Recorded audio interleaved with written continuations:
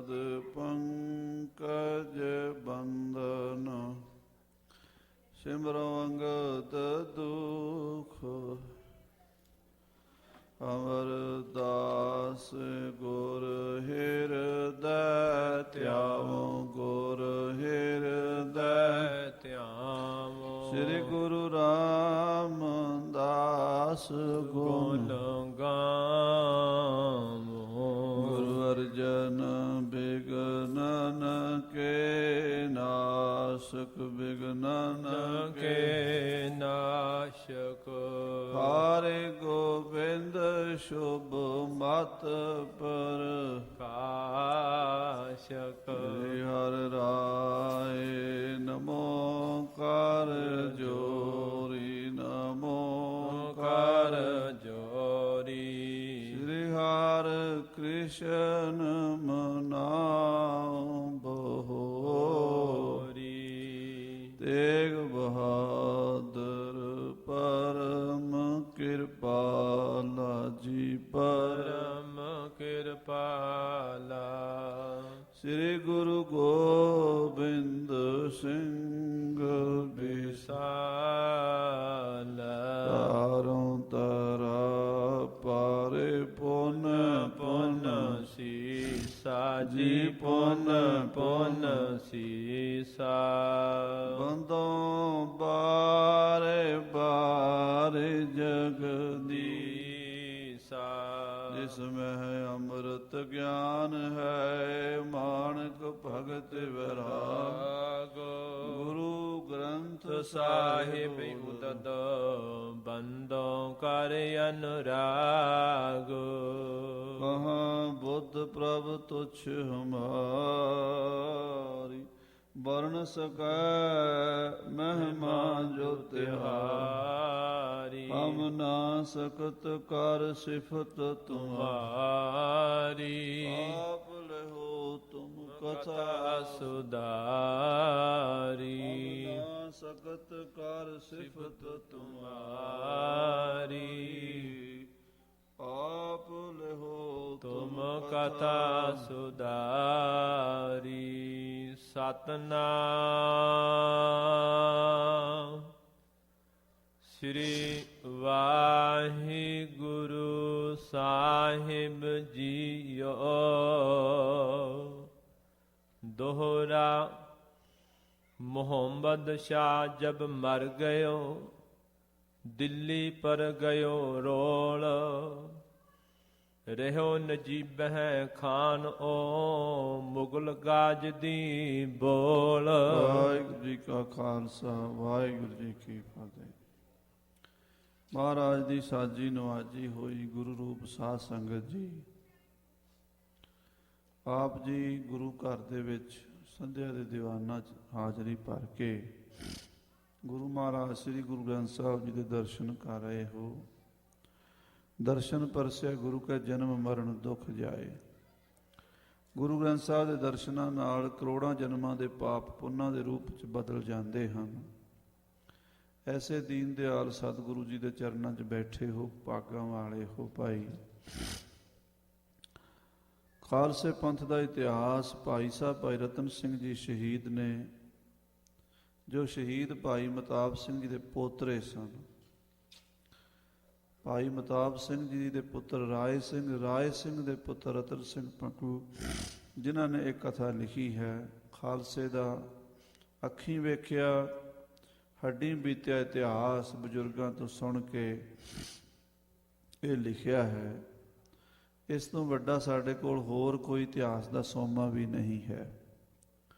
सरदार करम सिंह जी हिस्टोरीयन कहते सन कि मेरा जी करदा कि मैं रतन सिंह के हथ चुम लवां जिन्हां नाल उन्होंने भाई पंथ प्रकाश लिखिया है।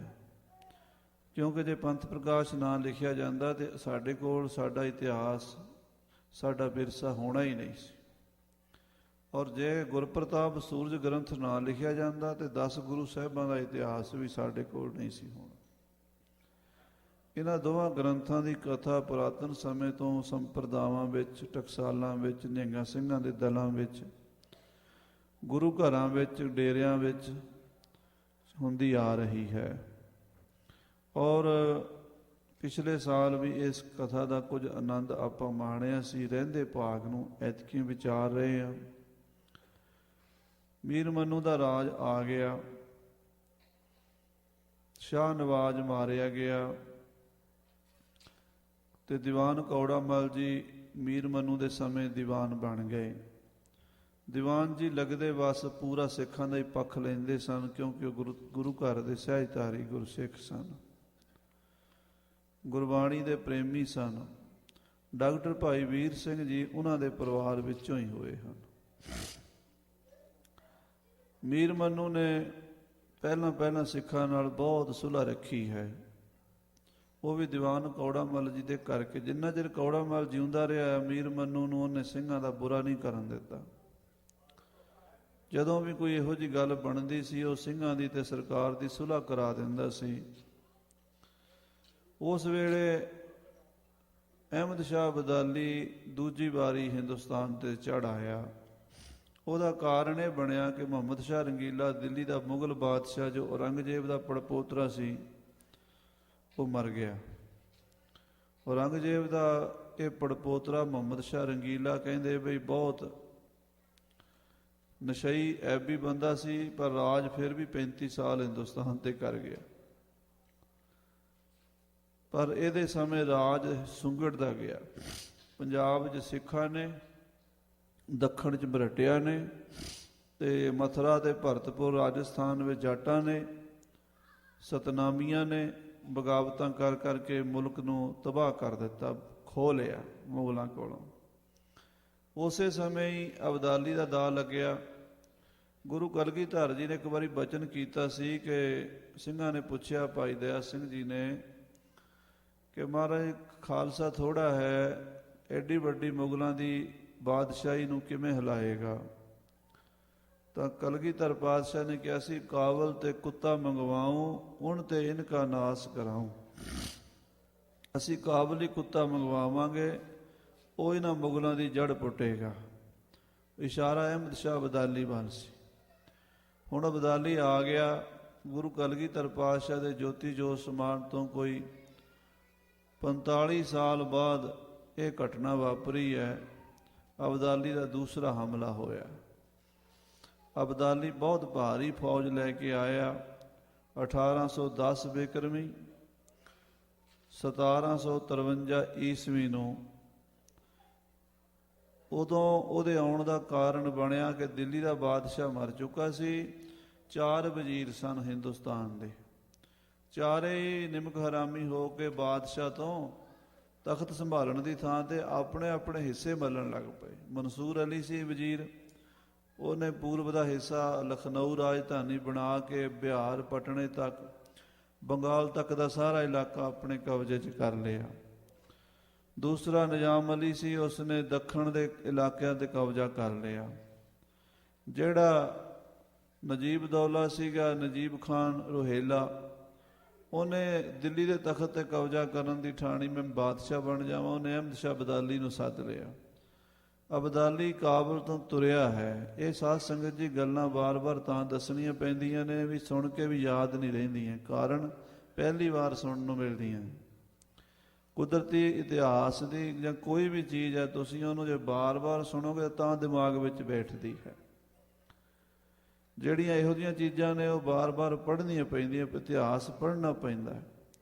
ਪੰਥ ਪ੍ਰਕਾਸ਼ ਦਾ ਟੀਕਾ ਹੋ ਚੁੱਕਾ ਹੈ ਇੱਥੇ, ਬਾਬਾ ਜੀ ਦਾ, ਬਾਬਾ ਸੰਤਾ ਸਿੰਘ ਜੀ ਸਾਹਿਬ ਦਾ, ਉਹਨਾਂ ਦਾ ਲਿਖਿਆ ਹੋਇਆ ਤੁਸੀਂ ਦੇਖ ਸਕਦੇ ਹੋ। ਬਾਰ-ਬਾਰ ਪੜ੍ਹੋਗੇ ਤੁਹਾਨੂੰ ਇਹ ਚੀਜ਼ਾਂ ਦਿਮਾਗ 'ਚ ਰਹਿਣਗੀਆਂ।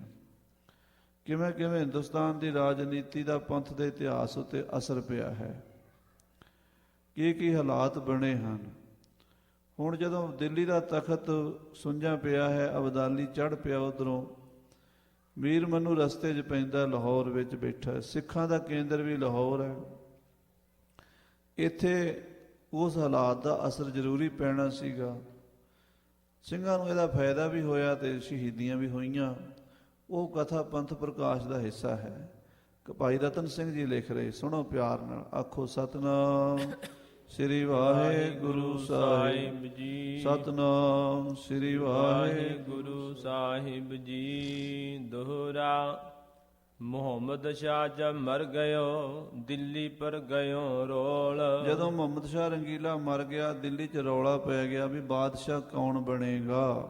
ਰਹਿਓ ਨਜੀਬੈ ਖਾਨ ਓ ਮੁਗਲ ਗਾਜ ਦੀ ਬੋਲ। ਨਜੀਬ ਖਾਨ ਤੇ ਗਾਜਦੀਨ, ਇਹ ਦੋ ਵਜ਼ੀਰਾਂ ਦਾ ਆਪਸ ਵਿੱਚ ਟਕਰਾਰ ਹੋ ਗਿਆ। ਗਾਜਦੀਨ ਰੱਟਿਆਂ ਦੀ ਮਦਦ ਚਾਹੁੰਦਾ ਸੀ, ਉਧਰੋਂ ਮਦਦ ਲੈਂਦਾ ਸੀ, ਉਹਨਾਂ ਦੀ ਸ਼ਹਿ ਤੇ ਗੱਲ ਕਰਦਾ ਸੀ ਗਾਜਦੀਨ। ਤੇ ਨਜੀਬ ਖਾਨ ਰੋਹੇਲਾ ਅਹਿਮਦ ਸ਼ਾਹ ਅਬਦਾਲੀ ਨੂੰ ਸੱਦਦਾ ਸੀ। ਹਾਂਜੀ। ਚੌਬਈ ਰੋਹੇਲੇ ਨੇ ਪਠਾਨ ਮੰਗਾਇਆ। ਰੋਹੇਲੇ ਨਜੀਬ ਖਾਨ ਰੋਹੇਲੇ ਨੇ ਪਠਾਨ ਅਹਿਮਦ ਸ਼ਾਹ ਅਬਦਾਲੀ ਨੂੰ, ਇਹ ਪਠਾਨ ਸੀਗਾ ਸਾਧ ਸੰਗਤ ਜੀ, ਯਾਦ ਰੱਖਣਾ ਕਿ ਮੁਗਲਾਂ ਦੀ ਤੇ ਪਠਾਨਾਂ ਦੀ ਲੜਾਈ ਚੱਲੀ ਆਈ ਹੈ। ਮੁਗਲ ਪਠਾਨਾਂ ਭਈ ਲੜਾਈ ਗੁਰੂ ਨਾਨਕ ਸਾਹਿਬ ਤੋਂ ਵੀ 250-300 ਸਾਲ ਪਹਿਲਾਂ ਦਾ ਜੋ ਹਿੰਦੁਸਤਾਨ ਦਾ ਇਤਿਹਾਸ ਦੇਖ ਲਓ, ਉਹਦੇ ਵਿੱਚ ਵੀ ਮੁਗਲਾਂ ਪਠਾਨਾਂ ਦੀ ਲੜਾਈ ਆਉਂਦੀ ਰਹੀ। ਕਦੀ ਮੁਗਲਾਂ ਦਾ ਦਿੱਲੀ ਤੇ ਕਬਜ਼ਾ ਹੁੰਦਾ ਸੀ, ਕਦੀ ਪਠਾਨਾਂ ਦਾ। ਜਦੋਂ ਗੁਰੂ ਨਾਨਕ ਦੇਵ ਜੀ ਦਾ ਅਵਤਾਰ ਹੋਇਆ, ਉਦੋਂ ਪਠਾਨਾਂ ਦਾ ਰਾਜ ਸੀ। ਸਿਕੰਦਰ ਲੋਧੀ ਤੇ ਇਬਰਾਹਿਮ ਲੋਧੀ, ਇਹ ਬਾਦਸ਼ਾਹ ਪਠਾਨਾਂ ਦੇ ਹੋਏ। ਫਿਰ ਜਦੋਂ ਗੁਰੂ ਨਾਨਕ ਸਾਹਿਬ ਮਹਾਰਾਜ ਦੇ ਚਰਨਾਂ 'ਚ ਦੌਲਤ ਖਾਨ ਲੋਧੀ ਨੇ ਬੇਨਤੀ ਕੀਤੀ ਕਿ ਮੇਰੇ ਪੁੱਤਰ ਸਿਕੰਦਰ ਲੋਧੀ ਨੇ ਮਰਵਾ ਦਿੱਤੇ ਨੇ ਤੇ ਆਪ ਕਿਰਪਾ ਕਰਕੇ ਉਹਦਾ ਬਦਲਾ ਲੈ ਕੇ ਦਿਓ, ਤਾਂ ਫਿਰ ਬਾਬਰ ਨੂੰ ਬੁਲਾਇਆ ਸੀ। ਮਹਾਰਾਜ ਸੱਚੇ ਪਾਤਸ਼ਾਹ ਦੀ ਕਿਰਪਾ ਦੇ ਨਾਲ ਦੌਲਤ ਖਾਨ ਕਾਬਲ ਗਿਆ ਸੀ, ਉੱਥੋਂ ਬਾਬਰ ਨੂੰ ਲੈ ਕੇ ਆਇਆ ਸੀ। ਤੇ ਐਮਨਾਬਾਦ ਦੇ ਵਿੱਚ ਲੜਾਈ ਹੋਈ ਸੀ, ਜਿੱਥੇ ਗੁਰੂ ਨਾਨਕ ਸਾਹਿਬ ਜੀ ਨੇ ਸ਼ਬਦ ਉਚਾਰਿਆ ਸੀ, ਜੈਸੀ ਮੈਂ ਆਵੈ ਖਸਮ ਕੀ ਬਾਣੀ ਤੈਸੜਾ ਕਰੀ ਗਿਆਨ ਵੇ ਲਾਲੋ। ਪਾਪ ਕੀ ਜੰਜ ਲੈ ਕਾਬਲੋਂ ਤਾਇਆ ਜੋਰੀ ਮੰਗੈ ਦਾਨ ਵੇ ਲਾਲੋ। ਜਾਂ ਹੋਰ ਜਿਹੜੇ ਸ਼ਬਦ ਬਾਬਰ ਬਾਣੀ ਦੇ ਹਨ, ਆਸਾ ਰਾਗ ਦੇ ਵਿੱਚ ਉਚਾਰੇ ਸੀ, ਉਹਦੇ 'ਚ ਇਹ ਪੰਕਤੀ ਆਉਂਦੀ, ਮੁਗਲ ਪਠਾਣਾ ਭਈ ਲੜਾਈ ਰਣ ਮੈਂ ਤੇਗ ਵਗਾਈ। ਮੁਗਲ ਪਠਾਣਾ ਦੀ ਇਹ ਲੜਾਈ ਚੱਲਦੀ ਸਦੀਆਂ ਤੋਂ ਹੁਣ ਤੱਕ ਚੱਲਦੀ ਆ ਰਹੀ ਹੈ। ਸੋ ਸਾਧ ਸੰਗਤ ਜੀ, ਜਿਹੜਾ ਸੀ ਨਜੀਬ ਖਾਨ ਰੋਹੇਲਾ, ਉਹ ਅਹਿਮਦ ਸ਼ਾਹ ਅਬਦਾਲੀ ਨੂੰ ਦਿੱਲੀ ਸੱਦਣਾ ਚਾਹੁੰਦਾ ਹੈ। ਮੁਗਲਨ ਕੋ ਵਹਿ ਚਾਹਤ ਮਰਾਇਆ। ਨਜੀਬ ਖਾਨ ਰੋਹੇਲਾ ਚਾਹੁੰਦਾ ਮੁਗਲਾਂ ਨੂੰ ਕੱਢ ਦਈਏ ਹੁਣ ਦਿੱਲੀ ਤੋਂ ਤੇ ਪਠਾਣਾ ਦਾ ਫਿਰ ਕਬਜ਼ਾ ਕਰਾ ਦਈਏ। ਇਹ ਬਿਦ ਸਤਿਗੁਰ ਬਾਤ ਬਣਾਵੇਂ। ਇਹ ਗੁਰੂ ਸਾਹਿਬ ਹੀ ਬਿਦ ਬਣਾ ਰਹੇ ਸਨ। ਗੁਰੂ ਕਲਗੀਧਰ ਜੀ ਦੇ ਬਚਨ ਜਿਹੜੇ ਸਨ ਸਿੰਘਾਂ ਨੂੰ ਹੋਏ, ਉਹ ਸਮਝੋ ਪੂਰੇ ਹੋਣ ਲੱਗੇ ਹਨ। ਤੁਰਕਾਂ ਤੇ ਇਮ ਤੁਰਕ ਮਰਾਵੇਂ। ਮਹਾਰਾਜ ਨੇ ਆਖਿਆ ਸੀ ਤੁਰਕਾਂ ਨੂੰ ਤੁਰਕ ਹੀ ਮਾਰਨਗੇ ਤੇ ਸਿੰਘਾਂ ਦਾ ਬੋਲਬਾਲਾ ਹੋ ਜਾਵੇਗਾ। ਸਿੰਘਨ ਕੋ ਵਿੱਚ ਲੱਗਿਓ ਦਾਏ। ਇਹਦਾ ਖਾਲਸੇ ਦਾ ਦਾਅ ਲੱਗ ਗਿਆ, ਸਿੰਘਾਂ ਨੂੰ ਮੌਕਾ ਮਿਲ ਗਿਆ, ਰਸਤਾ ਸਾਫ਼ ਹੋ ਗਿਆ। ਮਾਰੇ ਤੁਰਕਨ ਕੋ ਸਿੰਘ ਤਾਏ। ਹੁਣ ਸਿੰਘ ਤੁਰਕਾਂ ਕੋਲੋਂ ਰਾਜ ਖੋਹ ਲੈਣਗੇ। ਓਏ ਦੋ ਵੀ ਖਾਲਸੇ ਮਾਰੇ। ਉਹ ਦੋਵੇਂ ਵੀ ਪਠਾਨ ਵੀ ਤੇ ਮੁਗਲ ਵੀ ਸਿੰਘਾਂ ਦੇ ਵੈਰੀ ਸਨ। ਇਹ ਨਹੀਂ ਵੀ ਪਠਾਨ ਸਿੱਖਾਂ ਦੇ ਹਮਦਰਦ ਸਨ, ਉਹ ਵੀ ਓਨੇ ਹੀ ਸਿੱਖਾਂ ਦੇ ਵੈਰੀ। ਅਬਦਾਲੀ ਨੇ ਵੀ ਸਿੱਖਾਂ ਦਾ ਬਹੁਤ ਨੁਕਸਾਨ ਕੀਤਾ ਵੱਡੇ ਘੱਲੂਘਾਰੇ 'ਚ। ਜਹਾਨ ਖਾਨ ਵੀ ਅਬਦਾਲੀ ਦਾ ਹੀ ਜਰਨੈਲ ਸੀ, ਜਿਹੜਾ ਬਾਬਾ ਦੀਪ ਸਿੰਘ ਜੀ ਨਾਲ ਲੜਿਆ ਹੈ। ਹੋਰ ਵੀ ਬਹੁਤ ਸਾਰੇ ਜਿਹੜੇ ਅਫਸਰ ਹੋਏ ਨੇ ਜਿਨ੍ਹਾਂ ਨਾਲ ਜੰਗਾਂ ਹੋਈਆਂ, ਪਠਾਨਾਂ ਨਾਲ ਵੀ ਬਰਾਬਰ ਹੋਈਆਂ, ਮੁਗਲਾਂ ਨਾਲ ਵੀ ਹੋਈਆਂ। ਤਾਂ ਮੁਗਲ ਪਠਾਨ ਦੋਵੇਂ ਹੀ ਖਾਲਸੇ ਨੂੰ ਮਾਰਨਾ ਚਾਹੁੰਦੇ, ਖਤਮ ਕਰਨਾ ਚਾਹੁੰਦੇ ਸਨ। ਖਾਲਸੋ ਉਨ ਦੋਵਨ ਕੋ ਗਾਰੇ। ਖਾਲਸਾ ਉਹਨਾਂ ਦੋਵਾਂ ਨੂੰ ਗਾਲ ਕੇ ਪੰਜਾਬ ਦਾ ਮਾਲਕ ਬਣਨਾ ਚਾਹੁੰਦਾ ਸੀ। ਤਿੰਨ ਤਾਕਤਾਂ ਪੰਜਾਬ ਦੇ ਲਈ ਲੜ ਰਹੀਆਂ ਸਨ। ਇੱਕ ਤਾਂ ਸੀਗਾ ਹਿੰਦੁਸਤਾਨ ਦਾ ਮੁਗਲ ਬਾਦਸ਼ਾਹ ਦਿੱਲੀ ਦੇ ਵਿੱਚ ਬੈਠਾ, ਉਹ ਆਪਣਾ ਪੁਸ਼ਤੈਨੀ ਹੱਕ ਦੱਸਦਾ ਸੀ ਕਿ ਪੰਜਾਬ ਸਾਡਾ ਹਿੰਦੁਸਤਾਨ ਦਾ ਸੂਬਾ ਹੈ, ਅਸੀਂ ਪੰਜਾਬ ਦੇ ਮਾਲਕ ਹਾਂ, ਹੋਰ ਕੋਈ ਪੰਜਾਬ 'ਚ ਕੁਸਕ ਨਹੀਂ ਸਕਦਾ। ਉਹਦੇ ਵੱਲੋਂ ਸਨ ਮੌਕੇ ਦੇ ਜਿਹੜੇ ਹਾਕਮ ਰਹੇ ਜ਼ਕਰੀਆ ਖਾਨ, ਉਸ ਤੋਂ ਪਹਿਲਾਂ ਸਰਬੁਲੰਦ ਖਾਨ, ਉਸ ਤੋਂ ਪਹਿਲਾਂ ਜ਼ਬਰਦਸਤ ਖਾਨ ਗੁਰੂ ਗੋਬਿੰਦ ਸਿੰਘ ਦੇ ਟਾਈਮ ਤੇ ਲਾਹੌਰ ਦਾ ਸੂਬੇਦਾਰ ਰਿਹਾ। ਹੁਣ ਉੱਥੇ ਮੀਰ ਮੰਨੂ ਜਿਹੜਾ ਹੈ ਉਹ ਦਿੱਲੀ ਵੱਲੋਂ ਹੀ ਹੈ, ਮੁਗਲਾਂ ਵੱਲੋਂ ਹੀ ਹੈ। ਦੂਸਰਾ ਸਾਧ ਸੰਗਤ ਦੂਸਰੀ ਤਾਕਤ ਅਬਦਾਲੀ ਪਠਾਣਾ ਦੀ ਹੈ, ਜਿਹੜੇ ਚਾਹੁੰਦੇ ਆ ਵੀ ਪੰਜਾਬ ਅਫਗਾਨਿਸਤਾਨ ਦਾ ਹਿੱਸਾ ਬਣ ਜਾਵੇ। ਜੇ ਤਾਂ ਸਾਡਾ ਦਿੱਲੀ ਤੇ ਕਬਜ਼ਾ ਹੋ ਗਿਆ ਠੀਕ ਹੈ, ਨਹੀਂ ਤਾਂ ਕਮ ਸੇ ਕਮ ਲਾਹੌਰ ਤਾਂ ਸਾਡੇ ਕਬਜ਼ੇ 'ਚ ਹੋਣਾ ਚਾਹੀਦਾ, ਸਰਹੰਦ ਸਾਡੇ ਕਬਜ਼ੇ 'ਚ ਹੋਣਾ ਚਾਹੀਦਾ। ਤੀਸਰੀ ਤਾਕਤ ਖਾਲਸਾ ਪੰਥ ਹੈ, ਉਹ ਕਹਿੰਦੇ ਨਾ ਪਠਾਣਾ ਨੂੰ ਦੇਣਾ, ਨਾ ਦਿੱਲੀ ਵਾਲਿਆਂ ਕੋਲ ਰਹਿਣ ਦੇਣਾ, ਇਹ ਤਾਂ ਖਾਲਸੇ ਦਾ ਹੈ ਤੇ ਪੰਜਾਬ 'ਚ ਸਿੰਘਾਂ ਨੇ ਹੀ ਰਹਿਣਾ, ਸਿੰਘਾਂ ਦਾ ਹੀ ਰਾਜ ਹੋਣਾ ਹੈ। ਤਿੰਨ ਤਾਕਤਾਂ ਲੜ ਰਹੀਆਂ ਹਨ ਆਪਸ ਵਿੱਚ। ਹਾਂਜੀ। ਦੋਹਰਾ ਗਾਇਤੀ ਸਦੇ ਮਰਹਟੇ ਘੇਰਿਓ ਰੋਹਲਿਓ ਆਏ। ਹਿੰਦੁਸਤਾਨ ਦੇ 4 ਵਜ਼ੀਰਾਂ ਚੋਂ ਇੱਕ ਗਾਜਦੀਨ ਸੀ। ਗਾਜਦੀਨ ਨੇ ਮਰਹੱਟਿਆਂ ਨੂੰ ਸੱਦ ਲਿਆ। ਜਿਹੜੇ ਮਰਹੱਟੇ ਮਹਾਰਾਸ਼ਟਰ 'ਚ ਬੜੀ ਭਾਰੀ ਫੌਜ ਸੀ ਮਰਹੱਟਿਆਂ ਕੋਲ। ਸਿੱਖਾਂ ਨਾਲੋਂ ਤਾਂ ਉਹਨਾਂ ਦੀ ਫੌਜ ਬਹੁਤ ਜ਼ਿਆਦਾ ਸੀਗੀ ਮਰਹੱਟਿਆਂ ਦੀ, ਤੇ ਲੜਾਕੇ ਵੀ ਬੜੇ ਸਨ। ਉਹਨਾਂ ਨੂੰ ਗਾਜਦੀਨ ਨੇ ਦਿੱਲੀ ਸੱਦ ਲਿਆ ਤੇ ਉਹਨਾਂ ਨੇ ਆ ਕੇ ਨਜੀਬ ਖਾਨ ਰੋਹੇਲੇ ਨੂੰ ਘੇਰਾ ਪਾ ਲਿਆ। ਤਿਸ ਤੇ ਅਹਿਮਦ ਸ਼ਾਹ ਕਹੈ ਪਠਾਨ ਸੋ ਲਿਓ ਬੁਲਾਏ। ਜਦੋਂ ਗਾਜਦੀਨ ਨੇ ਮਰਹੱਟੇ ਸੱਦੇ, ਨਜੀਬ ਖਾਨ ਨੇ ਅਬਦਾਲੀ ਸੱਦ ਲਿਆ, ਪਠਾਨ ਸੱਦ ਲਏ ਵੀ ਸਾਡੀ ਮਦਦ ਤੇ ਆਓ। ਹਾਂਜੀ। ਚੌਪਈ ਤਬੁਨ ਅਹਿਮਦ ਸ਼ਾਹ ਬੁਲਾਇਆ। ਨਜੀਬ ਖਾਨ ਰੋਹੇਲੇ ਨੇ ਅਹਿਮਦ ਸ਼ਾਹ ਅਬਦਾਲੀ ਨੂੰ ਕਾਬਲ ਤੋਂ ਬੁਲਾ ਲਿਆ। ਖਾਨ ਉਸੇ ਨੇ ਛੁਡਾਇਆ। ਅਬਦਾਲੀ ਨੇ ਆ ਕੇ ਨਜੀਬ ਖਾਨ ਦੀ ਜਾਨ ਮਰਹੱਟਿਆਂ ਤੋਂ ਛੁਡਾਈ ਹੈ। ਲਾਹੌਰ ਸਰਹੰਦ ਉਸੇ ਨੇ ਮੱਲੀ। ਅਬਦਾਲੀ ਨੇ ਲਾਹੌਰ ਤੇ ਸਰਹੰਦ ਮੱਲ ਲਈ, ਕਬਜ਼ੇ ਕਰ ਲਏ ਸਾਰੀਆਂ ਥਾਵਾਂ ਤੇ। ਛੁਡਾਏ ਲਈ ਮਰਹੱਟੇ ਤੇ ਦਿੱਲੀ। ਔਰ ਦਿੱਲੀ ਵੀ ਮਰਹੱਟਿਆਂ ਤੋਂ ਛੁਡਾ ਲਈ। ਗਾਇਦੀ ਫੇਰ ਮਰਹੱਟੇ ਬੁਲਾਏ। ਗਾਜਦੀਨ ਨੇ ਦੁਬਾਰਾ ਫੇਰ ਮਰਹੱਟੇ ਬੁਲਾ ਲਏ। ਮਰਹੱਟਿਆਂ ਦੀ ਫੌਜ ਹੋਰ ਦੁਬਾਰਾ ਸੱਦ ਲਈ। ਇਹ ਕਈ ਵਾਰੀ ਮਰਹੱਟਿਆਂ ਦਾ ਕਬਜ਼ਾ ਹੋਇਆ ਦਿੱਲੀ ਤੇ, ਕਈ ਵਾਰੀ ਪਠਾਨਾਂ ਦਾ ਹੋਇਆ ਤੇ ਕਈ ਵਾਰ ਸਿੰਘਾਂ ਦਾ ਫਿਰ ਹੋਇਆ। ਇਦਾਂ ਇਹ ਜਿਹੜਾ ਲਗਭਗ 1850 ਤੋਂ ਬਾਅਦ ਸਾਧ ਸੰਗਤ ਜੀ 1750 ਤੋਂ ਲੈ ਕੇ 1803 ਤੱਕ ਤਾਂ ਕਈ ਤਾਕਤਾਂ ਦਿੱਲੀ ਤੇ ਆਉਂਦੀਆਂ ਰਹੀਆਂ, ਜਾਂਦੀਆਂ ਰਹੀਆਂ। ਨਾਮ ਧਰੀਕ ਮੁਗਲ ਬਾਦਸ਼ਾਹ ਰਿਹਾ ਬਸ ਨਾ ਮਾਤਰ। ਤੇ ਕਈ ਵਾਰੀ ਸਿੱਖਾਂ ਦਾ ਸਿੱਕਾ ਚੱਲ ਜਾਂਦਾ ਸੀ, ਬਾਬੇ ਬਘੇਲ ਸਿੰਘ ਜੀ ਵਰਗਿਆਂ ਦਾ, ਅੱਗੇ ਕਥਾ ਹੋਏਗੀ ਜਾ ਕੇ। ਉਹ ਕਦੀ ਮਰਹੱਟਿਆਂ ਦਾ ਰਾਜ ਹੋ ਜਾਂਦਾ ਸੀ, ਕਦੀ ਮੁਗਲਾਂ ਦਾ ਤੇ ਕਦੀ ਪਠਾਣਾਂ ਦਾ। ਤੇ ਫਿਰ ਅੰਗਰੇਜ਼ਾਂ ਨੇ ਪੱਕੇ ਪੈਰ ਜਮਾਏ। 1803 ਤੋਂ ਬਾਅਦ ਉਹਨਾਂ ਨੇ ਕੰਪਨੀ ਜਿਹੜੀ ਸੀ ਈਸਟ ਇੰਡੀਆ ਕੰਪਨੀ ਉਹ ਲਾ ਦਿੱਤੀ। ਮੁਗਲ ਬਾਦਸ਼ਾਹ ਉਹਨਾਂ ਦੇ ਮਤਹਿਤ ਰਾਜ ਕਰਦਾ ਰਿਹਾ 50-60 ਸਾਲ। ਜਿਹੜਾ ਕਹਿੰਦੇ ਆ ਨਾ ਵੀ 1857 ਦੇ ਗਦਰ ਤੋਂ ਬਾਅਦ ਅੰਗਰੇਜ਼ਾਂ ਦਾ ਰਾਜ ਹੋਇਆ, ਉਹ ਸਾਧ ਸੰਗਤ ਜੀ ਸਿੱਧੇ ਤੌਰ ਤੇ ਬਾਦਸ਼ਾਹ ਉਹਨਾਂ ਨੇ ਖਤਮ ਕਰ ਦਿੱਤਾ। ਪਰ ਵੈਸੇ ਰਾਜ ਉਹਨਾਂ ਦਾ ਬਹੁਤ ਪਹਿਲਾਂ ਹੋ ਚੁੱਕਾ ਸੀ। 50-60 ਸਾਲ ਪਹਿਲਾਂ ਉਹ ਲਾਹੌਰ ਦਿੱਲੀ ਤੇ ਕਬਜ਼ਾ ਕਰ ਚੁੱਕੇ ਸਨ ਅੰਗਰੇਜ਼। ਸੋ ਉਹ ਕਥਾ ਭਾਈ ਸਾਹਿਬ ਜੀ ਇੱਥੇ ਲਿਖ ਰਹੇ ਹਨ। ਸੋ ਰੋਹੇਲੇ ਤੇ ਗਿਰਦ ਕਰਵਾਏ। ਕਹਿੰਦੇ ਫੇਰ ਮਰਹੱਟੇ ਗਾਜਦੀਨ ਨੇ ਸਾਧ ਲਏ, ਰੋਹੇਲੇ ਨੂੰ ਫੇਰ ਘੇਰਾ ਪਾ ਬੈਠੇ। ਰੋਹੇਲੇ ਨੇ ਫਿਰ ਸੱਦੇ ਪਠਾਨ। ਰੋਹੇਲੇ ਨੇ ਫੇਰ ਦੁਬਾਰਾ ਪਠਾਨ ਸੱਦ ਲਏ। ਸੋ ਕਰ ਆਇਓ ਕਾਬਲੋ ਤਾਨ। ਅਬਦਾਲੀ ਫੇਰ ਬੜੀ ਭਾਰੀ ਫੌਜ ਲੈ ਕੇ ਆ ਗਿਆ। ਮੀਰ ਮਨੂ ਕੋ ਸੁਸਤੀ ਪਈ। ਉਸ ਵੇਲੇ ਮੀਰ ਮਨੂ ਸੁਸਤ ਜਿਹਾ ਪੈ ਗਿਆ। ਲਾਹੌਰ 'ਚ ਬੈਠਾ ਸੀ, ਉਹ ਬੜੇ ਚਿੰਤਾ 'ਚ ਪੈ ਗਿਆ ਵੀ ਮੈਂ ਹੁਣ ਕੀ ਕਰਾਂ। ਦਿੱਲੀ ਤੇ ਕੁਛ ਮਦਦ ਨਾ ਆਈ। ਕਿਉਂਕਿ ਮੀਰ ਮਨੂ ਦੀ ਮਦਦ ਕਰਨ ਵਾਸਤੇ ਦਿੱਲੀ ਤੋਂ ਕੋਈ ਆਇਆ ਨਹੀਂ ਫੌਜ। ਮੀਰ ਮਨੂ ਪੰਜਾਬ ਦਾ ਸੂਬੇਦਾਰ ਸੀ। ਉਹ ਆਪਣੇ ਆਪ ਇੰਨੀ ਤਾਕਤ ਨਹੀਂ ਸੀ ਰੱਖਦਾ ਵੀ ਅਬਦਾਲੀ ਦਾ ਮੁਕਾਬਲਾ ਕਰ ਸਕੇ। ਉਹਨੂੰ ਪਿੱਛੋਂ ਦਿੱਲੀ ਤੋਂ ਸੀਗਾ ਵੀ ਦਿੱਲੀ ਵਾਲੇ ਮੇਰੀ ਮਦਦ ਕਰਨਗੇ। ਆਨ ਕਾਬਲੀ ਸਹਾਦਰੇ ਪਰਿਓ। ਅਹਿਮਦ ਸ਼ਾਹ ਅਬਦਾਲੀ 1753 ਦੇ ਵਿੱਚ ਸ਼ਾਹਦਰੇ ਆ ਢੁੱਕਿਆ। ਸ਼ਾਹਦਰਾ ਲਾਹੌਰ ਦੇ ਲਾਗੇ ਇੱਕ ਸ਼ਹਿਰ ਹੈ, ਉੱਥੇ ਫੌਜਾਂ ਉਤਰ ਗਈਆਂ।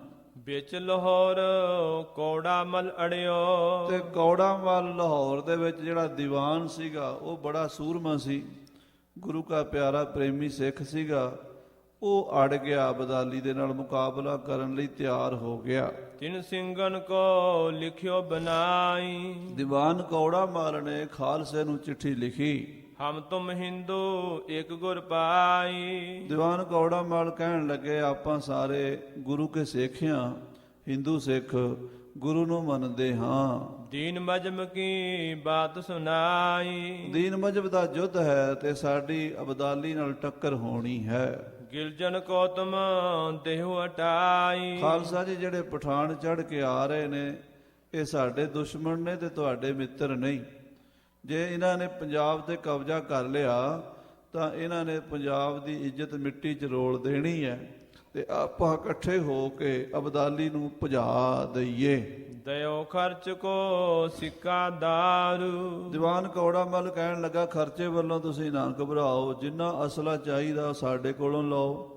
ਦਾਰੂ ਸਿੱਕਾ ਸਾਰਾ ਸਿੰਘਾਂ ਨੂੰ ਵਰਤਾਇਆ ਗਿਆ। ਟਕੋ ਦੇਨ ਕੋ ਕਿਉ ਤਿਆਰੂ। ਔਰ ਕਈ ਲੱਖਾਂ ਰੁਪਈਆ ਖਾਲਸੇ ਨੂੰ ਦੇਣ ਵਾਸਤੇ ਮੀਰ ਮੰਨੂ ਤੋਂ ਹਾਮੀ ਭਰਵਾ ਲਈ ਦੀਵਾਨ ਕੌੜਾ ਮੱਲ ਨੇ। ਮੀਰ ਮਨੂ ਤੇ ਦਇਓ ਲਿਖਾਏ। ਮੀਰ ਮੰਨੂ ਨੇ ਸਿੰਘਾਂ ਨੂੰ ਲਿਖ ਕੇ ਦਿੱਤਾ ਵੀ ਤੁਸੀਂ ਇੱਕ ਵਾਰੀ ਮੇਰੀ ਮਦਦ ਕਰੋ, ਉਸ ਤੋਂ ਬਾਅਦ ਜੋ ਤੁਸੀਂ ਮੰਗੋਗੇ ਪੰਜਾਬ ਵਿੱਚ ਮੈਂ ਉਹ ਤੁਹਾਨੂੰ ਹਾਜ਼ਰ ਕਰਾਂਗਾ। ਸੋਭੇ ਘਲਿਓ ਸਿੰਘਨ ਕੇ ਪਾਏ। ਮੀਰ ਮੰਨੂ ਨੇ ਖਾਲਸੇ ਦੀਆਂ ਖੁਸ਼ੀਆਂ ਲੈਣ ਵਾਸਤੇ, ਖਾਲਸੇ ਨੂੰ ਪ੍ਰਸੰਨ ਕਰਨ ਵਾਸਤੇ ਸਾਰੀਆਂ ਹੀ ਸ਼ਰਤਾਂ ਸਿੰਘਾਂ ਦੀਆਂ ਮੰਨਣੀਆਂ ਪ੍ਰਵਾਨ ਕਰ ਲਈਆਂ। ਦੋਹਰਾ ਇਸ ਗੁਨੀ ਮੁਕੋ ਮੋੜ ਕੇ ਫਿਰ ਹਮ ਕਰੇ ਹੈ ਗੱਲ। ਮੀਰ ਮੰਨੂ ਕਹਿਣ ਲੱਗਾ, ਖਾਲਸਾ ਜੀ ਇੱਕ ਵਾਰੀ ਤੁਸੀਂ ਮੇਰੀ ਮਦਦ ਕਰੋ, ਇੱਕ ਵਾਰੀ ਅਬਦਾਲੀ ਨੂੰ ਭਜਾ ਦਈਏ ਰਲ ਕੇ ਆਪਾਂ, ਫਿਰ ਆਪਾਂ ਰਲ ਕੇ ਪੰਜਾਬ ਦੇ ਵਿੱਚ ਗੱਲ ਕਰਾਂਗੇ। ਜੋ ਤੁਸੀਂ ਮੰਗੋਗੇ ਪੰਜਾਬ ਦੇ ਵਿੱਚ ਤੁਹਾਨੂੰ ਉਹ ਮਿਲੇਗਾ। ਆਕੀ ਜੋ ਹਮ ਤੇ ਰਹਿ ਲਿਓ ਮੁਲਕ ਤੁਮ ਮਲ। ਜਿਹੜਾ ਮੁਲਕ ਸਾਡੇ ਕਬਜ਼ੇ 'ਚ ਨਹੀਂ, ਸਾਡੇ ਤੋਂ ਆਕੀ ਹੋਇਆ, ਉਹ ਮੈਂ ਤੁਹਾਨੂੰ ਦੇ ਦਿਆਂਗਾ, ਤੁਸੀਂ ਮੱਲ ਲਿਆ ਜੇ, ਖੋਹ ਲਿਆ ਜੇ। ਯਾਨੀ ਜਿਵੇਂ ਲਾਹੌਰ ਦੇ ਇਲਾਕੇ 'ਚ ਪਹਾੜ ਦੇ ਰਾਜੇ ਵੀ ਆਉਂਦੇ ਸਨ, ਪਰ ਕਈ ਸਾਲ ਹੋ ਗਏ ਪਹਾੜ ਦੇ ਰਾਜਾ ਨੇ ਟੈਕਸ ਨਹੀਂ ਸੀ ਦਿੱਤਾ। ਉਹ ਸਿੰਘਾਂ ਨੂੰ ਕਹਿੰਦਾ ਵੀ ਜੇ ਤੁਸੀਂ ਇੱਕ ਵਾਰੀ ਅਬਦਾਲੀ ਨੂੰ ਭਜਾ ਦਿਓ, ਮੀਰ ਮੰਨੂ ਕਹਿੰਦਾ ਵੀ ਉਸ ਤੋਂ ਬਾਅਦ ਪਹਾੜ ਦਾ ਇਲਾਕਾ ਤੁਸੀਂ ਉਗਰਾ ਲਓ, ਉਹਦਾ ਮੈਂ ਤੁਹਾਡੇ ਤੋਂ ਕੋਈ ਹਿਸਾਬ ਕਿਤਾਬ ਨਹੀਂ ਪੁੱਛਾਂਗਾ। ਚੌਪਈ ਜਬ ਤੇ ਬੰਦੇ ਰੋਕਾ ਪਹਾੜ। ਜਦੋਂ ਦਾ ਬੰਦੇ ਬਹਾਦਰ ਨੇ ਪਹਾੜ ਦੇ ਵਿੱਚ ਕਬਜ਼ਾ ਕੀਤਾ ਸੀ, 40 ਸਾਲ ਹੋ ਗਏ ਨੇ, ਪੈਸਾ ਨਾ ਆਇਆ ਤੁਰਕਨ ਬਾਰ। ਮੀਰ ਮੰਨੂ ਕਹਿੰਦਾ 40 ਸਾਲ ਹੋ ਗਏ ਨੇ, ਪਹਾੜ ਦੇ ਵਿੱਚੋਂ ਇੱਕ ਟਕਾ ਵੀ ਲਾਹੌਰ ਨਹੀਂ ਪਹੁੰਚਿਆ, ਉਥੋਂ ਕੋਈ ਸਾਨੂੰ ਉਗਰਾਹੀ ਨਹੀਂ ਆਈ। ਪਹਾੜੀ ਰਾਜੇ ਆਪਣੀ ਮਰਜ਼ੀ ਕਰਦੇ ਨੇ। ਹੁਣ ਗਏ ਖਾਲਸੇ ਸੋ ਕਰੀ ਖੁਆਰੀ। ਤੇ ਨਾਲੇ ਹੁਣੇ ਹੁਣੇ ਤੁਹਾਡੇ ਸਿੰਘਾਂ ਨੂੰ ਲੱਖੂ ਦੇ ਟਾਈਮ ਤੇ ਪਹਾੜੀਆਂ ਨੇ ਬਹੁਤ ਦੁੱਖ ਦਿੱਤੇ ਨੇ।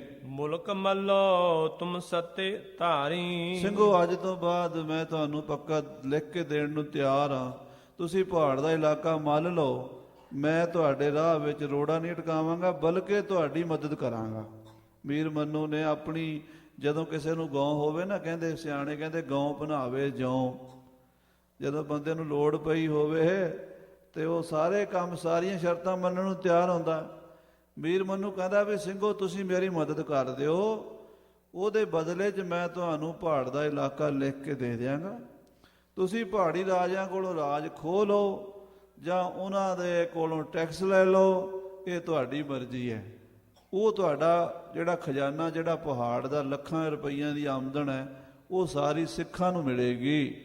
ਪੜੋਲ ਕਟੂਏ ਬਸੋਹਲੀ ਵਾਰੀ। ਬਸੋਹਲੀ, ਪੜੋਲ, ਕਠੂਹਾ, ਜਿੱਥੇ ਸਿੱਖਾਂ ਦੇ ਬਹੁਤ ਜ਼ੁਲਮ ਹੋਏ ਨੇ ਲੱਖੂ ਦੇ ਟਾਈਮ ਤੇ, ਪਹਾੜੀਆਂ ਨੇ ਕੀਤੇ ਨੇ, ਉਹ ਪਹਾੜੀਆਂ ਨੂੰ ਸੋਧਾ ਲਾ ਕੇ ਖਾਲਸਾ ਪੰਥ ਨਾਲੇ ਦੇ ਆਪਣੇ ਸ਼ਹੀਦਾਂ ਦਾ ਬਦਲਾ ਲੈ ਲਵੇ ਤੇ ਨਾਲੇ ਉਹ ਇਲਾਕੇ ਦਾ ਮਾਲਕ ਬਣ ਜਾਵੇ।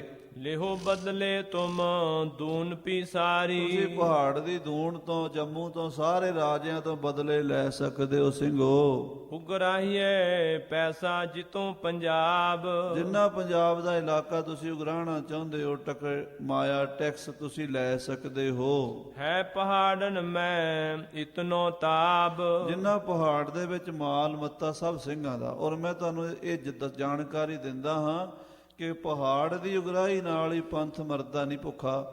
ਇੰਨੀ ਆਮਦਨ ਹੋ ਜਾਏਗੀ ਸਿੱਖਾਂ ਕੋਲ ਵੀ ਉਹ ਇੱਕ ਤਰ੍ਹਾਂ ਦੇ ਰਾਜੇ ਬਣ ਜਾਣਗੇ। ਦੋਹਰਾ ਸੋ ਸਿੰਘ ਇਕੱਤਰ ਪੈ ਕਰਕੇ ਸੋ ਅਰਦਾਸ। ਸੋ ਸਾਧ ਸੰਗਤ ਜੀ ਏਦਾਂ 100 ਸਿੰਘਾਂ ਦੇ ਜਥੇ ਇਕੱਠੇ ਹੋਣ ਲੱਗ ਪਏ। ਜਦੋਂ ਦੀਵਾਨ ਕੌੜਾ ਮੱਲ ਜੀ ਨੇ ਇਹ ਖਬਰਾਂ ਖਾਲਸੇ ਕੋਲ ਭੇਜੀਆਂ ਵੀ ਸਿੰਘੋ ਹੁਣ ਸਮਾਂ ਹੈ, ਆਪਾਂ ਮੀਰ ਮੰਨੂ ਤੋਂ ਕੋਈ ਚੀਜ਼ ਲਿਖਵਾ ਲਈਏ, ਕੋਈ ਫਾਇਦਾ ਉਠਾ ਲਈਏ, ਤੇ ਮੀਰ ਮੰਨੂ ਦੇ ਰਿਹਾ, ਤੁਸੀਂ ਕਿਉਂ ਨਹੀਂ ਛੱਡਦੇ, ਉਹ ਲੈ ਲਓ। ਤਾਂ ਸਿੰਘਾਂ ਨੇ ਵੀ ਸਲਾਹ ਕਰ ਲਈ ਵੀ ਠੀਕ ਹੈ, ਜਿਹੜੀ ਭੇਟਾ ਆਉਂਦੀ ਪਹਿਲਾਂ ਉਹ ਤਾਂ ਲਈਏ, ਪਹਿਲਾਂ ਪਹਾੜ ਦਾ ਲਈਏ, ਫਿਰ ਲਾਹੌਰ ਬਾਅਦ 'ਚ ਲੈ ਲਾਂਗੇ। ਨਾ ਸਮੇਂ ਨਾਲ ਹੀ ਹੁੰਦਾ ਨਾ ਸਾਰਾ, ਤਰੀਕੇ ਨਾਲ ਇੱਕ ਕਦਮ ਰੱਖੋ ਫਿਰ ਦੂਜੇ ਦੀ ਥਾਂ ਬਣ ਜਾਂਦੀ ਹੈ। ਸਿੰਘਾਂ ਨੇ ਸਲਾਹ ਕੀਤੀ, 100 ਸਿੰਘਾਂ ਦੇ ਜਥੇ ਇਕੱਠੇ ਹੋਣ ਲੱਗੇ। ਡੇਰਾ ਕਣੀਏ ਕੇ ਕੀਆ ਚੱਲੇ ਕੋੜਾ ਮਲ ਪਾਸ। ਸਾਧ ਸੰਗਤ ਜੀ ਥੋੜੇ ਹੀ ਸਿੰਘ ਸਨ, ਕੁਝ 200-400 ਸਿੰਘ, 100 ਕੁ ਸਿੰਘ ਮੁਖੀ ਸਨ ਜਿਹੜੇ। ਇਹ ਘਣੀਆਂ ਕਿ ਬਾਂਗਰ ਪਿੰਡ ਹੈਗਾ ਇਧਰ ਬਟਾਲੇ ਦੇ ਲਾਗੇ 'ਚ, ਉੱਥੇ ਸਿੰਘਾਂ ਦਾ ਡੇਰਾ ਸੀਗਾ। ਸਿੰਘ ਉੱਥੇ ਇਕੱਠੇ ਹੋਏ, ਉੱਥੋਂ ਉਹਨਾਂ ਨੇ ਲਾਹੌਰ ਨੂੰ ਜਾਣਾ ਸੀ, ਕੌੜਾ ਮੱਲ ਦੇ ਕੋਲ। ਚੌਪਈ ਤਬ ਆਪਸ ਮੈਂ ਸਿੰਘ ਹੀ ਲੜੇ। ਭਾਣਾ ਉੱਥੇ ਹੋਰ ਵਰਤ ਗਿਆ ਕਿ ਸਿੱਖ ਆਪਸ 'ਚ ਲੜ ਪਏ। ਸਿੰਘਾਂ ਦੀ ਆਪਸ 'ਚ ਉੱਥੇ ਗੁੱਥਮ ਗੁੱਥਾ ਹੋ ਗਈ, ਲੜਾਈ ਹੋ ਗਈ। ਆਪਣੀ ਆਪ ਖੁਆਰੀ ਪਰੇ। ਸਿੱਖਾਂ ਦੀ ਇਹ ਬਦਕਿਸਮਤੀ ਕਈ ਵਾਰੀ ਆ ਜਾਂਦੀ ਰਹੀ ਹੈ ਵੀ ਜਦੋਂ ਕੋਈ ਕਾਮਯਾਬੀ ਦਾ ਟਾਈਮ ਆਉਂਦਾ ਉਦੋਂ ਇਹ ਆਪਸ 'ਚ ਲੜ ਪੈਂਦੇ, ਖੁਆਰੀ ਕਰ ਲੈਂਦੇ ਹਨ। ਹਰੀ ਸਿੰਘ ਭੰਗੀ ਦਗਾ ਕਮਾਇਆ। ਉਸ ਵੇਲੇ ਹਰੀ ਸਿੰਘ ਭੰਗੀ ਜਾਂ ਭੰਗੀਆਂ ਦੀ ਮਿਸਲ ਵੱਡੀ ਮਿਸਲ ਸੀ ਪੰਥ ਵਿੱਚ। ਇਹ ਹਰੀ ਸਿੰਘ ਪੰਜਵੜ ਪਿੰਡ ਦਾ ਰਹਿਣ ਵਾਲਾ ਸੀ, ਲਾਗੇ ਤਰਨਤਾਰਨ ਸਾਹਿਬ ਦੇ ਨੇੜੇ ਹੈ ਪੰਜਵੜ ਪਿੰਡ, ਉੱਥੋਂ ਦਾ ਸੀ ਹਰੀ ਸਿੰਘ ਭੰਗੀ। ਬੜਾ ਜਰਨੈਲ ਯੋਧਾ ਹੋਇਆ ਪੰਥ ਦੇ ਵਿੱਚ, ਪਰ ਉਸ ਵੇਲੇ ਇਹਦੇ ਹੱਥੋਂ ਭਾਈ ਜੱਸਾ ਸਿੰਘ ਰਾਮਗੜੀਏ ਦਾ ਭਰਾ ਮਾਰਿਆ ਗਿਆ। ਕੁਸ਼ਾਲ ਸਿੰਘ ਰਾਮਗੜੀਆ ਕਾਇਆ। ਰਾਮਗੜੀਆਂ ਦਾ ਕੁਸ਼ਾਲ ਸਿੰਘ, ਜੱਸੇ ਸਿੰਘ ਦਾ ਭਰਾ ਸੱਕਾ, ਉਹ ਹਰੀ ਸਿੰਘ ਦੀ ਗੋਲੀ ਨਾਲ ਮਾਰਿਆ ਗਿਆ। ਸਭ ਸਿੰਘਾਂ ਨੇ ਮਾਨਿਓ ਬੁਰਾ। ਇਸ ਗੱਲ ਦੀ ਸਾਰੇ ਪੰਥ ਨੇ ਬੁਰੀ ਮਨਾਈ ਵੀ ਇਹ ਬਹੁਤ ਗਲਤ ਹੋ ਗਈ ਗੱਲ, ਇਹ ਤਾਂ ਸਿੱਖਾਂ ਨੂੰ ਸਿੱਖ ਮਾਰਨ ਲੱਗ ਪਏ, ਹਰੀ ਸਿੰਘ ਨੇ ਗਲਤ ਕੰਮ ਕੀਤਾ। ਹਰੀ ਸਿੰਘ ਨੇ ਜੋ ਮਾਰ ਦਿੱਤਾ ਰਾਮਗੜੀਆ ਸਰਦਾਰ ਕੁਸ਼ਾਲ ਸਿੰਘ, ਇਹ ਤਾਂ ਬਹੁਤ ਮਾੜਾ ਕੀਤਾ। ਸਾਰਾ ਪੰਥ ਜਿਹੜਾ ਸੀ ਹਰੀ ਸਿੰਘ ਦੇ ਖਿਲਾਫ ਹੋ ਗਿਆ। ਡੇਰਾ ਭੰਗੀਆਂ ਲੁੱਟਣ ਕਰਾ। ਤੇ ਫੌਜਾਂ ਖਾਲਸੇ ਦੀਆਂ ਚੜ੍ਹ ਪਈਆਂ, ਭੰਗੀਆਂ ਤੇ ਹੱਲਾ ਕਰ ਦਿੱਤਾ। ਭੰਗੀਆਂ ਦੀ ਮਿਸਲ ਦਾ ਡੇਰਾ ਸਿੰਘਾਂ ਨੇ ਲੁੱਟ ਲਿਆ। ਯਹੀ ਬਾਤ ਭੰਗੀਆਂ ਸੁਣ ਪਾਈ। ਜਦੋਂ ਭੰਗੀਆਂ ਦੀ ਵੱਡੀ ਮਿਸਲ ਨੂੰ ਪਤਾ ਲੱਗਾ ਫੌਜ ਨੂੰ, ਆਗੇ ਭੰਗੀ ਚਲੇ ਪਰਾਈ। ਸਿੰਘ ਪਿੱਛੋਂ ਆ ਰਹੇ ਆ ਬਹੁਤ ਜ਼ਿਆਦਾ। ਭੰਗੀਆਂ ਦੀ ਮਿਸਲ ਅੱਗੇ ਅੱਗੇ ਦੌੜ ਪਈ। ਦੋਹਰਾ 10,000 ਭੰਗੀ ਭਜੇ, ਸਿੰਘ ਪੜੇ ਲੈ 20। 10,000 ਮਿਸਲ ਭੰਗੀਆਂ ਦੀ ਗਿਣਤੀ ਸੀਗੀ। ਔਰ ਇੱਕ ਗੱਲ ਯਾਦ ਰੱਖਣਾ ਵੀ 12 ਮਿਸਲਾਂ ਚੋਂ ਉਸ ਵੇਲੇ ਸਭ ਤੋਂ ਵੱਡੀ ਮਿਸਲ ਭੰਗੀਆਂ ਦੀ ਮੰਨੀ ਜਾਂਦੀ ਸੀ। ਮਹਾਰਾਜਾ ਰਣਜੀਤ ਸਿੰਘ ਜੀ ਸ਼ੇਰੇ ਪੰਜਾਬ ਜਦੋਂ ਜਨਮ ਹੋਇਆ ਉਦੋਂ ਲਾਹੌਰ ਤੇ ਭੰਗੀਆਂ ਦਾ ਹੀ ਕਬਜ਼ਾ ਸੀਗਾ, ਤੇ ਭੰਗੀਆਂ ਨੇ ਅਹਿਮਦ ਸ਼ਾਹ ਅਬਦਾਲੀ ਕੋਲੋਂ ਤੋਪ ਖੋਈ ਸੀ, ਜਮਜਮਾ, ਜਿਹਨੂੰ ਅੱਜ ਕੱਲ੍ਹ ਭੰਗੀਆਂ ਦੀ ਤੋਪ ਕਹਿੰਦੇ ਹਨ। ਸੋ ਜਥੇਦਾਰ ਹਰੀ ਸਿੰਘ ਜੀ ਭੰਗੀ ਦੇ ਨਾਲ 10,000 ਸਿੰਘ ਜਿਹੜੇ ਸਨ ਉਹ ਦੌੜ ਪਏ ਪਿੱਛੇ, ਉਹਨਾਂ ਦੇ 20,000 ਸਿੰਘ ਦੂਸਰੀਆਂ ਮਿਸਲਾਂ ਦੇ ਲੱਗ ਪਏ। ਹਿਮਕਰ ਏਈ ਸਿੰਘ ਪੇ ਲੜਨੇ ਵਾਲੇ 30। ਇਹ 30,000 ਹੀ ਸਿੰਘ ਲੜਾਕੀ ਫੌਜ ਸੀ ਜਿਹੜੀ ਆਪਸ ਦੀ ਲੜਨ ਨੂੰ ਤਿਆਰ ਹੋ ਪਈ। ਕੁਦਰਤੀ ਖੇਡ ਪੁੱਠੀ ਪੈ ਗਈ ਕਿ ਜਦੋਂ ਕਿਧਰ ਦੁਸ਼ਮਣ ਨਾਲ ਲੜਨ ਦਾ ਟਾਈਮ ਆਇਆ ਸੀ ਔਰ ਕੁਝ ਲੈਣ ਦਾ ਟਾਈਮ ਆਇਆ ਸੀ, ਉਦੋਂ ਸਿੱਖਾਂ 'ਚ ਦੋ ਧੜੇ ਬਣ ਗਏ। ਚੌਪਈ ਔਰ ਡੇਰਾ ਜਾ ਪਿਓ ਲਾਹੌਰ। ਬਾਕੀ ਫੌਜ ਜਿਹੜੀ ਸਿੱਖ ਸਿੰਘਾਂ ਦੀ ਲਾਹੌਰ ਪਹੁੰਚ ਗਈ। ਬਾਅਦ ਵਿੱਚ ਸਾਧ ਸੰਗਤ ਜੀ ਬਾਬਾ ਜੱਸਾ ਸਿੰਘ ਜੀ ਆਹਲੂਵਾਲੀਆ ਜੋ ਬੁੱਢੇ ਦਲ ਦੇ ਜਥੇਦਾਰ ਸਨ, ਉਹਨਾਂ ਨੇ ਇਹਨਾਂ ਦੋਵਾਂ ਮਿਸਲਾਂ ਦੀ ਸੁਲ੍ਹਾ ਕਰਾਈ ਸੀ, ਪਰ ਵਿੱਚ ਵਿਚਾਲੇ ਜਿਹੜੀ ਹੈ ਨਾ ਉਹ ਖਟਪਟ ਬਾਅਦ ਤੱਕ ਵੀ ਚੱਲਦੀ ਰਹੀ ਹੈ। ਤੇ ਰਾਮਗੜੀਆਂ ਦੀ ਤੇ ਆਹਲੂਵਾਲੀਆਂ ਦੀ ਵੀ ਆਪਸ ਵਿੱਚ ਖਟਪਟ ਸ਼ੁਰੂ ਹੋ ਗਈ ਸੀ। ਇਹ ਕਥਾ ਅਗਲੇ ਇਤਿਹਾਸ ਵਿੱਚ ਜਾ ਕੇ ਆਉਂਦੀ ਹੈ, ਪਰ ਉਸ ਵੇਲੇ ਪਹਿਲੀ ਜਿਹੜੀ ਸਿੱਖਾਂ ਦੀਆਂ ਮਿਸਲਾਂ 'ਚ ਖਟਪਟ ਹੋਈ ਉਹ ਰਾਮਗੜੀਆਂ ਦੀ ਤੇ ਭੰਗੀਆਂ ਦੀ ਮਿਸਲ 'ਚ ਹੋਈ। ਹਾਂਜੀ, ਸ਼ਾਲਾ ਮਾਰ ਬਾਕੇ ਤੌਰ। ਸਿੰਘਾਂ ਦਾ ਇੱਕ ਦਲ ਲਾਹੌਰ ਪਹੁੰਚ ਗਿਆ, ਜਿਹਦੇ ਵਿੱਚ ਜਥੇਦਾਰ ਸੁੱਖਾ ਸਿੰਘ ਮਾੜੀ ਕੰਬੋਕੀ ਵਾਲਾ ਮੋਹਰੀ ਸੀਗਾ। ਸ਼ਾਲਾਮਾਰ ਬਾਗ ਹੈ ਇੱਕ ਲਾਹੌਰ ਦਾ, ਬਹੁਤ ਵੱਡਾ, ਬਾਦਸ਼ਾਹ ਜਹਾਂਗੀਰ ਨੇ ਲਵਾਇਆ ਹੋਇਆ ਬਾਗ ਹੈ। ਉਸ ਬਾਗ ਦੇ ਵਿੱਚ ਖਾਲਸੇ ਨੇ ਜਾਤ ਛਾਉਣੀ ਪਾਈ। ਸਿੰਘ ਲਾਹੌਰੀ ਦਰਵਾਜੇ ਆਏ। ਤੇ ਸਿੰਘ ਲਾਹੌਰ ਦਰਵਾਜ਼ੇ ਅੰਦਰ ਵੜਨ ਲੱਗੇ ਜਦੋਂ, ਦੇਖੇ ਕਸਾਈ ਗਊ ਫੜਾਏ। ਵੀਰ ਮਨੂੰ ਨੇ ਸੱਦਿਆ ਸੀ ਸਿੰਘਾਂ ਨੂੰ ਵੀ ਤੁਸੀਂ ਮੇਰੀ ਮਦਦ ਤੇ ਆਓ। ਦੀਵਾਨ ਕੌੜਾ ਮੱਲ ਜੀ ਦੇ ਰਾਹੀਂ ਜਦੋਂ ਸਿੰਘ ਦਰਵਾਜ਼ੇ 'ਚ ਲਾਹੌਰ ਦੇ ਵੜਨ ਲੱਗੇ, ਅੱਗੇ ਕੀ ਦੇਖਿਆ ਵੀ ਕਸਾਈ ਗਊਆਂ ਮਾਰ ਰਹੇ ਹਨ। 100 ਸਿੰਘਾਂ ਨੇ ਦੀਨੇ ਮਾਰ। ਸਿੰਘਾਂ ਨੇ ਉਹ ਕਸਾਈ ਮਾਰ ਦਿੱਤੇ। ਜਦੋਂ ਕਸਾਈ ਵੇਖੇ ਗਊਆਂ ਦੀ ਹੱਤਿਆ ਕਰਦੇ ਹੋਏ, ਬਾਬਾ ਸੁੱਖਾ ਸਿੰਘ ਦੇ ਸਾਥੀਆਂ ਨੇ ਉਹ ਜਿਹੜੇ ਕਸਾਈ ਸਨ ਨਾ 8-10 ਕਸਾਈ ਝਟਕ ਦਿੱਤੇ, ਭਈ ਦਰਵਾਜਨ ਮੈਂ ਹੜਤਾਲ। ਉਸੇ ਵੇਲੇ ਸ਼ਹਿਰ ਦੇ ਦਰਵਾਜ਼ੇ ਬੰਦ ਹੋ ਗਏ, ਸ਼ਹਿਰ 'ਚ ਹੜਤਾਲ ਹੋ ਗਈ, ਰੌਲਾ ਪੈ ਗਿਆ ਬਈ ਮੀਰ ਮੰਨੂ ਨੇ ਜਿਹੜੇ ਬੰਦੇ ਸੱਦੇ ਆ ਉਹਨਾਂ ਨੇ ਮੁਸਲਮਾਨ ਕਸਾਈ ਮਾਰੇ। ਹੁਣ ਸ਼ਹਿਰ ਤਾਂ ਮੁਸਲਮਾਨਾਂ ਦਾ ਸੀਗਾ, ਭਰਿਆ ਪਿਆ। ਉਹ ਸਾਰੇ ਜਿਹੜੇ ਲਾਹੌਰ ਦੇ ਮੁਸਲਮਾਨ ਲੋਕ ਸਨ ਉਹ ਮੀਰ ਮੰਨੂ ਦੇ ਦੁਆਲੇ ਹੋ ਗਏ ਵੀ ਤੂੰ ਇਹ ਕੀ ਕਿਹੜੇ ਸੱਦ ਲਏ ਆ ਜਿਨ੍ਹਾਂ ਨੇ ਆਉਂਦਿਆਂ ਹੀ ਸ਼ਹਿਰ ਵਿੱਚ ਸਾਡੇ ਕਸਾਈ ਮਾਰ ਦਿੱਤੇ ਹਨ। ਸ਼ਹਿਰ ਲੋਕਨ ਫਿਰ ਸਿੰਘ ਫੌਜ ਮਾਰੀ। ਉਹ ਸ਼ਹਿਰ ਦੇ ਲੋਕ ਸਿੰਘਾਂ ਦੇ ਗਲ ਪੈ ਗਏ, ਸਿੰਘਾਂ ਨੂੰ ਮਾਰਨ ਲੱਗੇ, ਸਿੰਘਾਂ ਨਾਲ ਲੜਨ ਲੱਗੇ। ਸਿੰਘ ਬੜੇ ਔਖੇ ਹੋਏ ਵੀ ਅਸੀਂ ਤਾਂ ਇਹਨਾਂ ਦੀ ਮਦਦ ਕਰਨ ਆਏ ਸੀ, ਇਹ ਕੀ ਭਾਣਾ ਵਰਤ ਗਿਆ ਹੈ। ਇਹਾਂ ਪੀ ਸਿੰਘਨ ਪਈ ਖੁਆਰੀ। ਇਹ ਲਾਹੌਰ ਸ਼ਹਿਰ ਵਿੱਚ ਵੜਦਿਆਂ ਹੀ ਸਿੰਘਾਂ ਨੂੰ ਖੁਆਰੀ ਪੇਸ਼ ਆ ਗਈ। ਦੋਹਰਾ ਪਹਿਰ ਤੀਸਰੇ ਪੀ ਸੁਖਾ ਚੜ ਸੁੱਕਾ ਸਿੰਘ ਤਖਾਣ। ਤੀਸਰੇ ਪਹਿਰ ਬਾਬਾ ਸੁੱਖਾ ਸਿੰਘ ਜੀ ਤਖਾਣ, ਕਿਉਂਕਿ ਉਹ ਤਖਾਣ ਬਰਾਦਰੀ ਵਿੱਚੋਂ ਸਨ ਤੇ ਬੜੇ ਬਹਾਦਰ ਸਨ। ਮੱਸੇ ਰੰਗੜ ਦਾ ਸਿਰ ਵੱਢਣ ਵੇਲੇ ਮਤਾਬ ਸਿੰਘ ਜੀ ਦੇ ਨਾਲ ਸਨ। ਸੁੱਖੇ ਦੀ ਦੇਗਾਂ ਛਕ ਕੇ ਕਹਿੰਦੇ ਖੇਡੇ ਮਹੱਲੇ ਨੂੰ ਚੜ ਪਏ ਹਨ।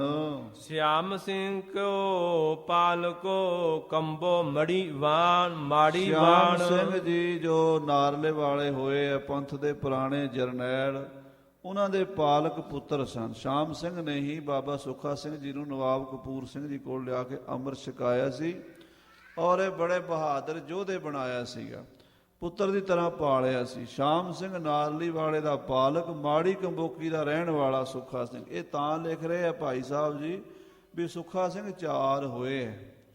2 ਸੁੱਖਾ ਸਿੰਘ ਯੋਧੇ ਹੋਏ ਆ ਜਿਨ੍ਹਾਂ ਨੇ ਜੰਗ ਲੜੇ। ਇੱਕ ਤਾਂ ਸੁੱਖਾ ਸਿੰਘ ਹੋਇਆ ਜਿਹਨੇ ਜੈਨ ਖਾਂ ਨੂੰ ਮਾਰ ਕੇ ਸਰਹੰਦ ਫਤਿਹ ਕਰਕੇ ਸ਼ਹੀਦੀ ਪਾਈ। ਕਦੀ ਤੁਸੀਂ ਜਾਓ ਨਾ ਸਰਹੰਦ ਫਤਿਹਗੜ੍ਹ ਸਾਹਿਬ ਤੋਂ ਪਠਾਣਾ ਦੀ ਬਸੀ ਨੂੰ ਤਾਂ ਉਹਨਾਂ ਦਾ ਗੁਰਦੁਆਰਾ ਸੱਜੇ ਹੱਥ ਸ਼ਹੀਦ ਬਾਬਾ ਸੁੱਖਾ ਸਿੰਘ ਜੀ ਦਾ ਹੈ, ਸ਼ਹੀਦਗੰਜ ਬਾਬਾ ਸੁੱਖਾ ਸਿੰਘ ਜੀ। ਦੂਸਰੇ ਸੁੱਖਾ ਸਿੰਘ ਮਾੜੀ ਕੰਬੋਕੀ ਵਾਲੇ ਹਨ ਜਿਨ੍ਹਾਂ ਦੀ ਹੁਣ ਕਥਾ ਚੱਲ ਰਹੀ ਹੈ। ਤੀਸਰੇ ਸੁੱਖਾ ਸਿੰਘ ਪਟਨਾ ਸਾਹਿਬ ਦੇ ਗ੍ਰੰਥੀ ਹੋਏ ਹਨ ਜਿਨ੍ਹਾਂ ਨੇ ਦਸਮ ਦੀ ਸੁਖਮਣੇ ਵਾਲੀ ਬੀੜ ਲਿਖੀ ਹੈ ਜਿਹੜੀ ਉੱਥੇ ਤਖਤ ਦੇ ਉੱਤੇ ਅੱਜ ਵੀ ਦਰਸ਼ਨ ਹੁੰਦੇ ਹਨ। ਚੌਥੇ ਸੁੱਖਾ ਸਿੰਘ ਤਖਤ ਕੇਸਗੜ੍ਹ ਸਾਹਿਬ ਦੇ ਜਥੇਦਾਰ ਹੋਏ ਜਿਨ੍ਹਾਂ ਨੇ ਗੁਰਬਿਲਾਸ ਪਾਤਸ਼ਾਹੀ ਦਸਵੀਂ ਲਿਖਿਆ ਹੈ। ਸੋ ਇਹ 4 ਸੁੱਖਾ ਸਿੰਘਾਂ ਚੋਂ ਜਿਹੜਾ ਤਖਾਣ ਸੁੱਖਾ ਸਿੰਘ ਸੀਗਾ ਉਹ ਕਹਿੰਦੇ ਲਾਹੌਰ ਫੌਜਾਂ ਸਮੇਤ ਗਿਆ ਹੋਇਆ ਸੀ ਤੇ ਸੁੱਖਾ ਸਿੰਘ ਦੁਪਹਿਰ ਨੂੰ ਖੇਡੇ ਮਹੱਲੇ ਸਿੰਘ ਜਾਂਦੇ ਆ ਨਾ ਜੰਗਲ ਪਾਣੀ, ਉਹ ਰਾਵੀ ਵਾਲੇ ਪਾਸੇ ਚਲਾ ਗਿਆ। ਜੋ ਪਈ ਤਬ ਤਿਨ ਕਰੀ ਨਾ ਕਛੂ ਸਲਾਹੇ। ਭਾਈ ਸੁੱਖਾ ਸਿੰਘ ਹੋਰਾਂ ਨੇ ਆਪਣੇ ਸਾਥੀਆਂ ਨਾਲ ਕੋਈ ਲੜਾਈ ਦੀ ਸਲਾਹ ਨਹੀਂ ਸੀ ਕੀਤੀ, ਕੋਈ ਗੁਰਮਤਾ ਨਹੀਂ ਸੀ ਕੀਤਾ ਵੀ ਲੜਨ ਚੱਲੇ ਆ। ਉਹਦਾ ਕੁਦਰਤੀ ਵੈਸੇ ਹੀ ਚੱਲੇ ਸਨ। ਲੰਘਿਓ ਰਾਵੀ ਗਾਹਨ ਪਾਏ। ਰਾਵੀ ਦੇ ਵਿੱਚੋਂ ਦੀ ਪੈਦਲ ਹੀ ਸਿੰਘ ਲੰਘ ਗਿਆ। ਤਿਸਕੇ ਪਾਛੇ ਲੰਗੇ ਨਿਹੰਗ। ਉਹਦੇ ਪਿੱਛੇ ਨਿਹੰਗਾਂ ਸਿੰਘਾਂ ਦੀ ਫੌਜ, ਜਿਹੜੇ ਫਰਲਿਆਂ ਵਾਲੇ ਸਿੰਘ ਹੁੰਦੇ ਉਹਨੂੰ ਨਿਹੰਗ ਸਿੰਘ ਕਹਿੰਦੇ, ਉਹ ਵੀ ਫੌਜਾਂ ਬਾਬਾ ਸੁੱਖਾ ਸਿੰਘ ਜੀ ਦੇ ਨਾਲ ਸਨ। ਸਾਰੀਆਂ ਨਿਹੰਗਾਂ ਸਿੰਘਾਂ ਦੀਆਂ ਉਹ ਵੀ ਪਾਰ ਲੰਘ ਗਈਆਂ। ਨੈ ਕੀਨੀ ਕਿਨ ਗਿਣਤੀ ਸੰਗ। ਗਿਣਤੀ ਮਿਣਤੀ ਨਹੀਂ ਕੀਤੀ ਵੀ ਆਪਾਂ ਕਿੰਨੇ ਗਿਆ ਜਾਂ ਆਪਾਂ ਕੋਈ ਲੜਨ ਥੋੜਾ ਚੱਲੇ ਸੀ, ਉਹ ਤਾਂ ਕੁਦਰਤੀ ਚੱਲੇ ਸਨ। ਨਿਕਟ ਸੋ ਗਿਲਜਨ ਡੇਰੇ ਗਏ। ਅਚਾਨਕ ਜੰਗਲ ਪਾਣੀ ਜਾਣ ਬਾਦੇ ਸਿੰਘ ਪਾਰ ਲੰਘ ਗਏ ਤੇ ਸਾਧ ਸੰਗਤ ਜੀ ਅਹਿਮਦ ਸ਼ਾਹ ਅਬਦਾਲੀ ਦਾ ਡੇਰਾ ਪਰਲੇ ਪਾਸੇ ਸੀਗਾ। ਉਧਰੋਂ ਅਬਦਾਲੀ ਆਪਣੀ ਵੱਡੀ ਭਾਰੀ 2-2.5 ਲੱਖ ਫੌਜ ਲੈ ਕੇ ਬੈਠਾ ਸੀਗਾ। ਉਹਦੇ ਡੇਰੇ ਦੇ ਲਾਗੇ ਖਾਲਸਾ ਚਲਾ ਗਿਆ। ਝਾੜ ਚਪਾੜਨ ਉਤਰਦੇ ਪੈ। ਕੁਝ ਘੋੜਿਆਂ ਦੇ ਸਿੰਘ ਸਨ, ਕੁਝ ਪੈਦਲ ਸਨ। ਉਹ ਝਾੜਾਂ ਦੇ ਵਿੱਚ ਜੰਗਲ ਪਾਣੀ ਖੇਡਣ ਲਈ ਉਤਰੇ ਹਨ। ਰਾਵੀ ਚਲ ਸੋ ਸੁਚੇਤੋ ਕੀਓ। ਰਾਵੀ ਦੇ ਜਲ ਉਹਨਾਂ ਨੇ 5 ਇਸ਼ਨਾਨੇ ਕੀਤੇ, ਸੁਚੇਤਾ ਕੀਤਾ। ਗੜਵਿਆਂ ਵਿੱਚ ਜਲ ਰਾਵੀ ਦਾ ਲੈ ਗਏ, ਜੰਗਲ ਪਾਣੀ ਗਏ। ਉਹਨਾਂ ਨੂੰ ਕੀ ਪਤਾ ਸੀ ਵੀ ਇੱਥੇ ਸਾਡੀ ਸ਼ਹੀਦੀ ਦਾ ਸਮਾਂ ਆ ਗਿਆ ਹੈ। ਹਾਂਜੀ। ਉਤ ਗਿਲਜਨ ਕੋ ਰੋਲੇ ਥੀਓ। ਉਧਰੋਂ ਬੜਾ ਤੁਰਕਾਂ ਦੀ ਗਿਲਜਾਂ ਦੀ ਪਠਾਣਾਂ ਦੀ ਫੌਜ ਉਤਰੀ ਹੋਈ ਸੀ। ਉਹਨਾਂ ਨੇ ਵੇਖਿਆ ਵੀ ਬੜੇ ਬੜੇ ਦਮਾਲੇ ਵੱਡੇ ਵੱਡੇ ਸਜਾਏ ਹੋਏ, ਉੱਤੇ ਚੱਕਰ ਲਾਏ ਹੋਏ ਤੇ ਉਹ ਚੱਕਰ ਦੂਰੋਂ ਚਮਕੇ ਸਿੰਘਾਂ ਦੇ ਨਾ ਝਾੜਾਂ ਵਿੱਚੋਂ।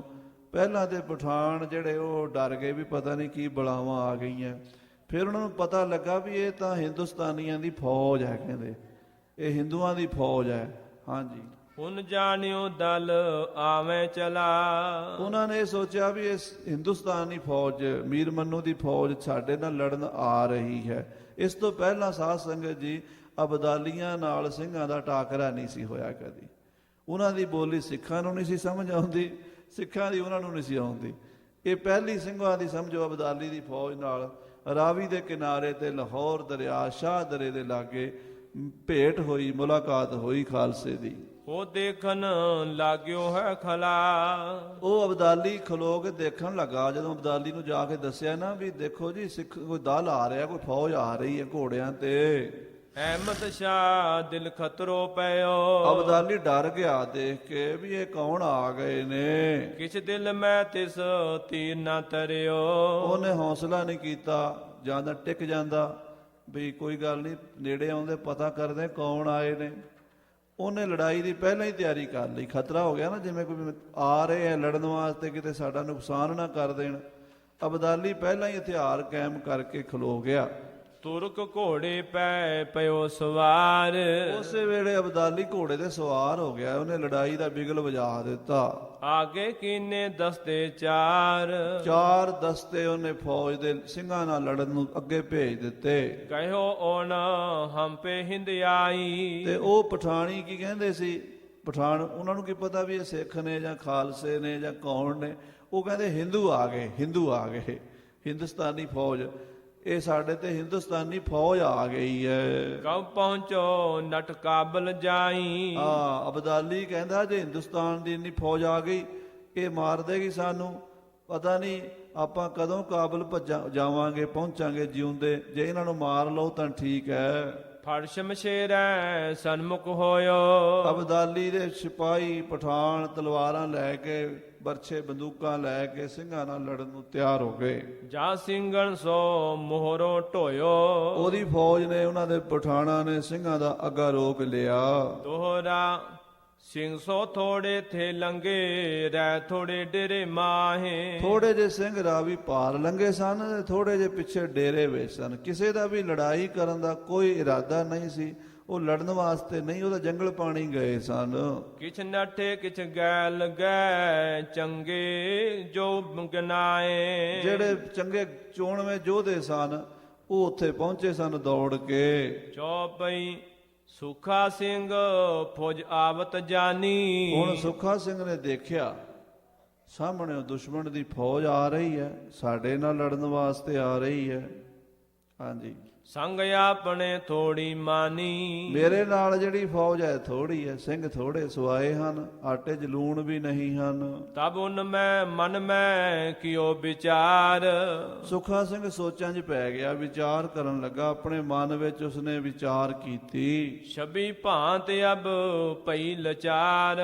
ਸਾਰੀ ਤਰੀਕੇ ਨਾਲ ਲਚਾਰੀ। ਹੁਣ ਦੋਏ ਪਾਸੇ ਜਿਵੇਂ ਸੱਪ ਦੇ ਮੂੰਹ 'ਚ ਕਹਿੰਦੇ ਨਾ ਵੀ ਉਹ ਕੁੰਦਰ ਆ ਗਈ, ਨਾ ਉਹ ਖਾਣ ਜੋਗਾ ਨਾ ਛੱਡਣ ਜੋਗਾ। ਦੋਏ ਪਾਸੇ ਭਾਈ ਸੁਖਾ ਸਿੰਘ ਜੀ ਮੁਸੀਬਤ ਦੇਖਦੇ ਐ।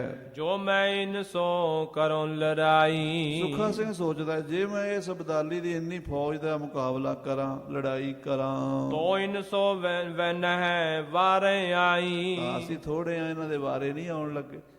ਇਹ ਹਜ਼ਾਰਾਂ, ਅਸੀਂ 100 ਵੀ ਨਹੀਂ ਆ।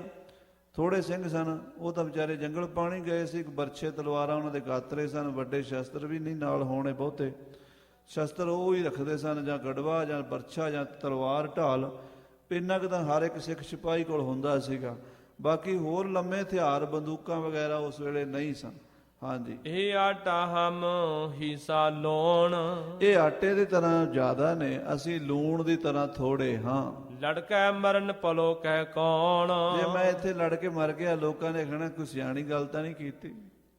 ਕਿਉਂਕਿ ਕਈ ਵਾਰੀ ਕੀ ਹੁੰਦਾ, ਦੋਏ ਪੱਖ ਦੇਖਣੇ ਪੈਂਦੇ ਆ। ਲੜਾਈ ਕਰਾਂਗਾ, ਮਾਰਿਆ ਜਾਵਾਂਗਾ, ਸਾਰੇ ਪੰਥ ਵਿੱਚ ਸਿੰਘ ਕਹਿਣਗੇ ਕਿ ਸਿਆਣਪ ਕੀਤੀ ਸੁਖਾ ਸਿੰਘ ਨੇ, ਜਾਨ ਗਵਾ ਬੈਠਾ ਬਿਨਾਂ ਮਤਲਬ ਦੇ। ਲੜ ਕੇ ਮਰਨਾ ਤਾਂ ਵੀ ਬਦਨਾਮੀ ਕਰਨਗੇ। ਜੇ ਅਬ ਹਮ ਜਾਵੇਂਗੇ ਭਾਜ। ਫਿਰ ਸੁਖਾ ਸਿੰਘ ਸੋਚਦਾ ਜੇ ਮੈਂ ਇਥੋਂ ਭੱਜ ਜਾਵਾਂਗਾ, ਦੌੜ ਜਾਵਾਂ, ਤੋ ਸਿੰਘਨ ਮੈਂ ਆਵੇਂ ਲਾਜ। ਤਾਂ ਸਿੰਘ ਕਹਿਣਗੇ ਸੁਖਾ ਸਿੰਘ ਦੌੜ ਗਿਆ, ਆ ਗਿਆ ਡਰ ਕੇ, ਫਿਰ ਵੀ ਲਾਜ ਆਵੇਗੀ। ਦੋਏ ਪਾਸੇ ਸਮੱਸਿਆ ਹੈ ਵੀ ਲੜਾਈ ਬਿਨਾਂ ਮਤਲਬ ਦੀ ਲੜਾਈ ਹੈ। ਲੜਾਈ ਤਾਂ ਹੁੰਦੀ ਮਿੱਥ ਕੇ ਹੁੰਦੀ ਹੈ, ਕੋਈ ਉਹਦਾ ਮਿਸ਼ਨ ਹੁੰਦਾ ਲੜਾਈ ਦਾ ਕੋਈ ਕਾਰਨ ਹੁੰਦਾ। ਇੱਕ ਰਾਹ ਜਾਂਦੀ ਬਿਨਾਂ ਮਤਲਬ ਦੇ ਲੜਾਈ ਛੇੜ ਲੈਣੀ, ਉਹਨੂੰ ਕੋਈ ਸਿਆਣਾ ਚੰਗਾ ਨਹੀਂ ਸਮਝਦਾ। ਜੇ ਮੈਂ ਭੱਜ ਗਿਆ ਤੇ ਫੇਰ ਵੀ ਬਦਨਾਮੀ ਕਰਨਗੇ। ਸਿੰਘ ਕਹਿਣਗੇ ਸੁੱਖਾ ਸਿੰਘ ਭੱਜ ਕੇ ਆ ਗਿਆ ਅਬਦਾਲੀ ਤੋਂ ਡਰ ਕੇ, ਬਾਤ ਬੁਰੀ ਤਿੰਨ ਦਿਓ ਵਿਚਾਰੀ। ਫਿਰ ਇਹ ਅਬਦਾਲੀ ਵੀ ਸੋਚੇਗਾ ਵੀ ਸਿੱਖ ਜਿਹੜੇ ਨੇ ਪਹਿਲੀ ਵਾਰੀ ਟੱਕਰੇ ਸੀ ਪਹਿਲੀ ਵਾਰੀ ਦੌੜਾ ਦਿੱਤੇ। ਆਖੋ ਸਤਿਨਾਮ ਸ੍ਰੀ ਵਾਹਿਗੁਰੂ। ਅਬਦਾਲੀ ਵੀ ਸੋਚੇਗਾ ਵੀ ਮੈਂ ਵੇਖੀ ਪਹਿਲੀ ਵਾਰੀ ਸਿੱਖਾਂ ਦੀ ਫੌਜ ਡਰ ਕੇ ਭੱਜ ਗਏ, ਫਿਰ ਮੁੜ ਕੇ ਇਹਦੇ ਤੇ ਸਾਡੇ ਦਿਲ ਦਾ ਸਿੰਘਾਂ ਦਾ ਜਿਹੜਾ ਇਹਦੇ ਦਿਲ ਦੇ ਉੱਤੇ ਪੈਣਾ ਨਾ ਪ੍ਰਭਾਵ, ਉਹ ਗਲਤ ਪੈ ਜਾਏਗਾ, ਗਲਤ ਇੰਪ੍ਰੈਸ਼ਨ ਪੈ ਜਾਏਗਾ, ਮੁੜ ਕੇ ਫਿਰ ਸਾਨੂੰ ਅੱਗੇ ਹੀ ਲਾਈ ਫਿਰੇਗਾ। ਹਾਂਜੀ, ਮੈਂ ਲੜ ਮਰੋਂ ਸੋ ਪਲੀ ਵਿਚਾਰੀ। ਮੈਨੂੰ ਇੱਥੇ ਹੁਣ ਜੋ ਕਲਗੀਧਰ ਪਾਤਸ਼ਾਹ ਦੇ ਬਚਨ ਹਨ, ਜਬ ਆਪ ਕੀ ਔਦ ਨਿਦਾਨ ਬਣੈ ਅਤ ਹੀ ਰਣ ਮੈਂ ਤਬ ਜੂਝ ਮਰੋਂ। ਜੂਝ ਉਹ ਕਾਮ ਹੈ ਸ਼ਤਰਨ ਕੋ ਕਛ ਜੋਗਨ ਕੋ ਨਹੀਂ ਕਾਮ ਲੜਾਈ। ਹੁਣ ਤਾਂ ਜੂਝਣਾ ਹੀ ਬਣਦਾ ਹੈ, ਦੇਖੀ ਜਾਏਗੀ ਜੋ ਹੋਵੇਗੀ। ਹਾਂਜੀ, ਦੋਹਰਾ ਪਾਛੇ ਪਾਉ ਨਾ ਪਾਇਓ ਟਿਗ ਸਿੰਘਣ ਸੋ ਕਹਿ ਦੀਨ। ਨਾਲ ਦੇ ਸਿੰਘਾਂ ਨੂੰ ਗੱਜ ਕੇ ਸੁੱਖਾ ਸਿੰਘ ਨੇ ਆਖਿਆ, ਦੇਖੋ ਖਾਲਸਾ ਜੀ, ਹੁਣ ਪਿਛਾ ਜਾਣ ਦਾ ਮੌਕਾ ਨਹੀਂ, ਹੁਣ ਭੱਜਣ ਦਾ ਟਾਈਮ ਨਹੀਂ ਹੈ, ਹੁਣ ਸਿੰਘ ਨਾਮ ਦੀ ਲਾਜ ਰੱਖ ਲਓ। ਇਹਾਂ ਸ਼ਹੀਦ ਹਮ ਹੋਏਗੇ ਲੜ ਕਰ ਮਜਬੇ ਦੀਨ। ਆਪਾਂ ਦੀਨ ਮਜਬ ਦਾ ਯੁੱਧ ਕਰਨਾ, ਧਰਮ ਵਾਸਤੇ ਜੂਝਣਾ ਹੈ। ਖਾਲਸੇ ਪੰਥ ਦੀ ਸ਼ਾਨ ਉੱਚੀ ਰਹੇ। ਅਬਦਾਲੀ ਭਾਵੇਂ ਕਦੀ ਵੀ ਯਾਦ ਕਰੇ ਤੇ ਇਹ ਤੇ ਮੰਨੇਗਾ ਨਾ ਵੀ ਆਟੇ 'ਚ ਲੂਣ ਦੇ ਬਰਾਬਰ ਫੇਰ ਵੀ ਭੱਜੇ ਨਹੀਂ ਸਨ।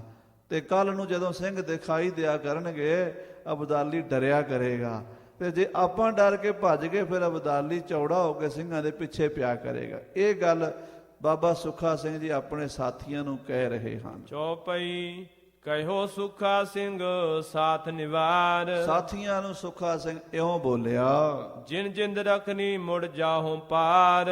ਜਿਹਨੂੰ ਜਾਨ ਪਿਆਰੀ ਹੈ, ਜਿਹਨੇ ਬਾਅਦ ਵਿੱਚ ਭੱਜਣਾ ਪਹਿਲਾਂ ਚਲੇ ਜਾਓ, ਬਾਅਦ ਚ ਨਾ ਭੱਜਿਆ ਜੇ। ਹੁਣ ਭੱਜਣਾ ਭੱਜ ਜਾਓ, ਤਾਂ ਕਿ ਅਬਦਾਲੀ ਦੀ ਫੌਜ ਨੂੰ ਇਹ ਨਾ ਦਿਸੇ ਵੀ ਭੱਜੇ ਜਾਂਦੇ ਹੈ।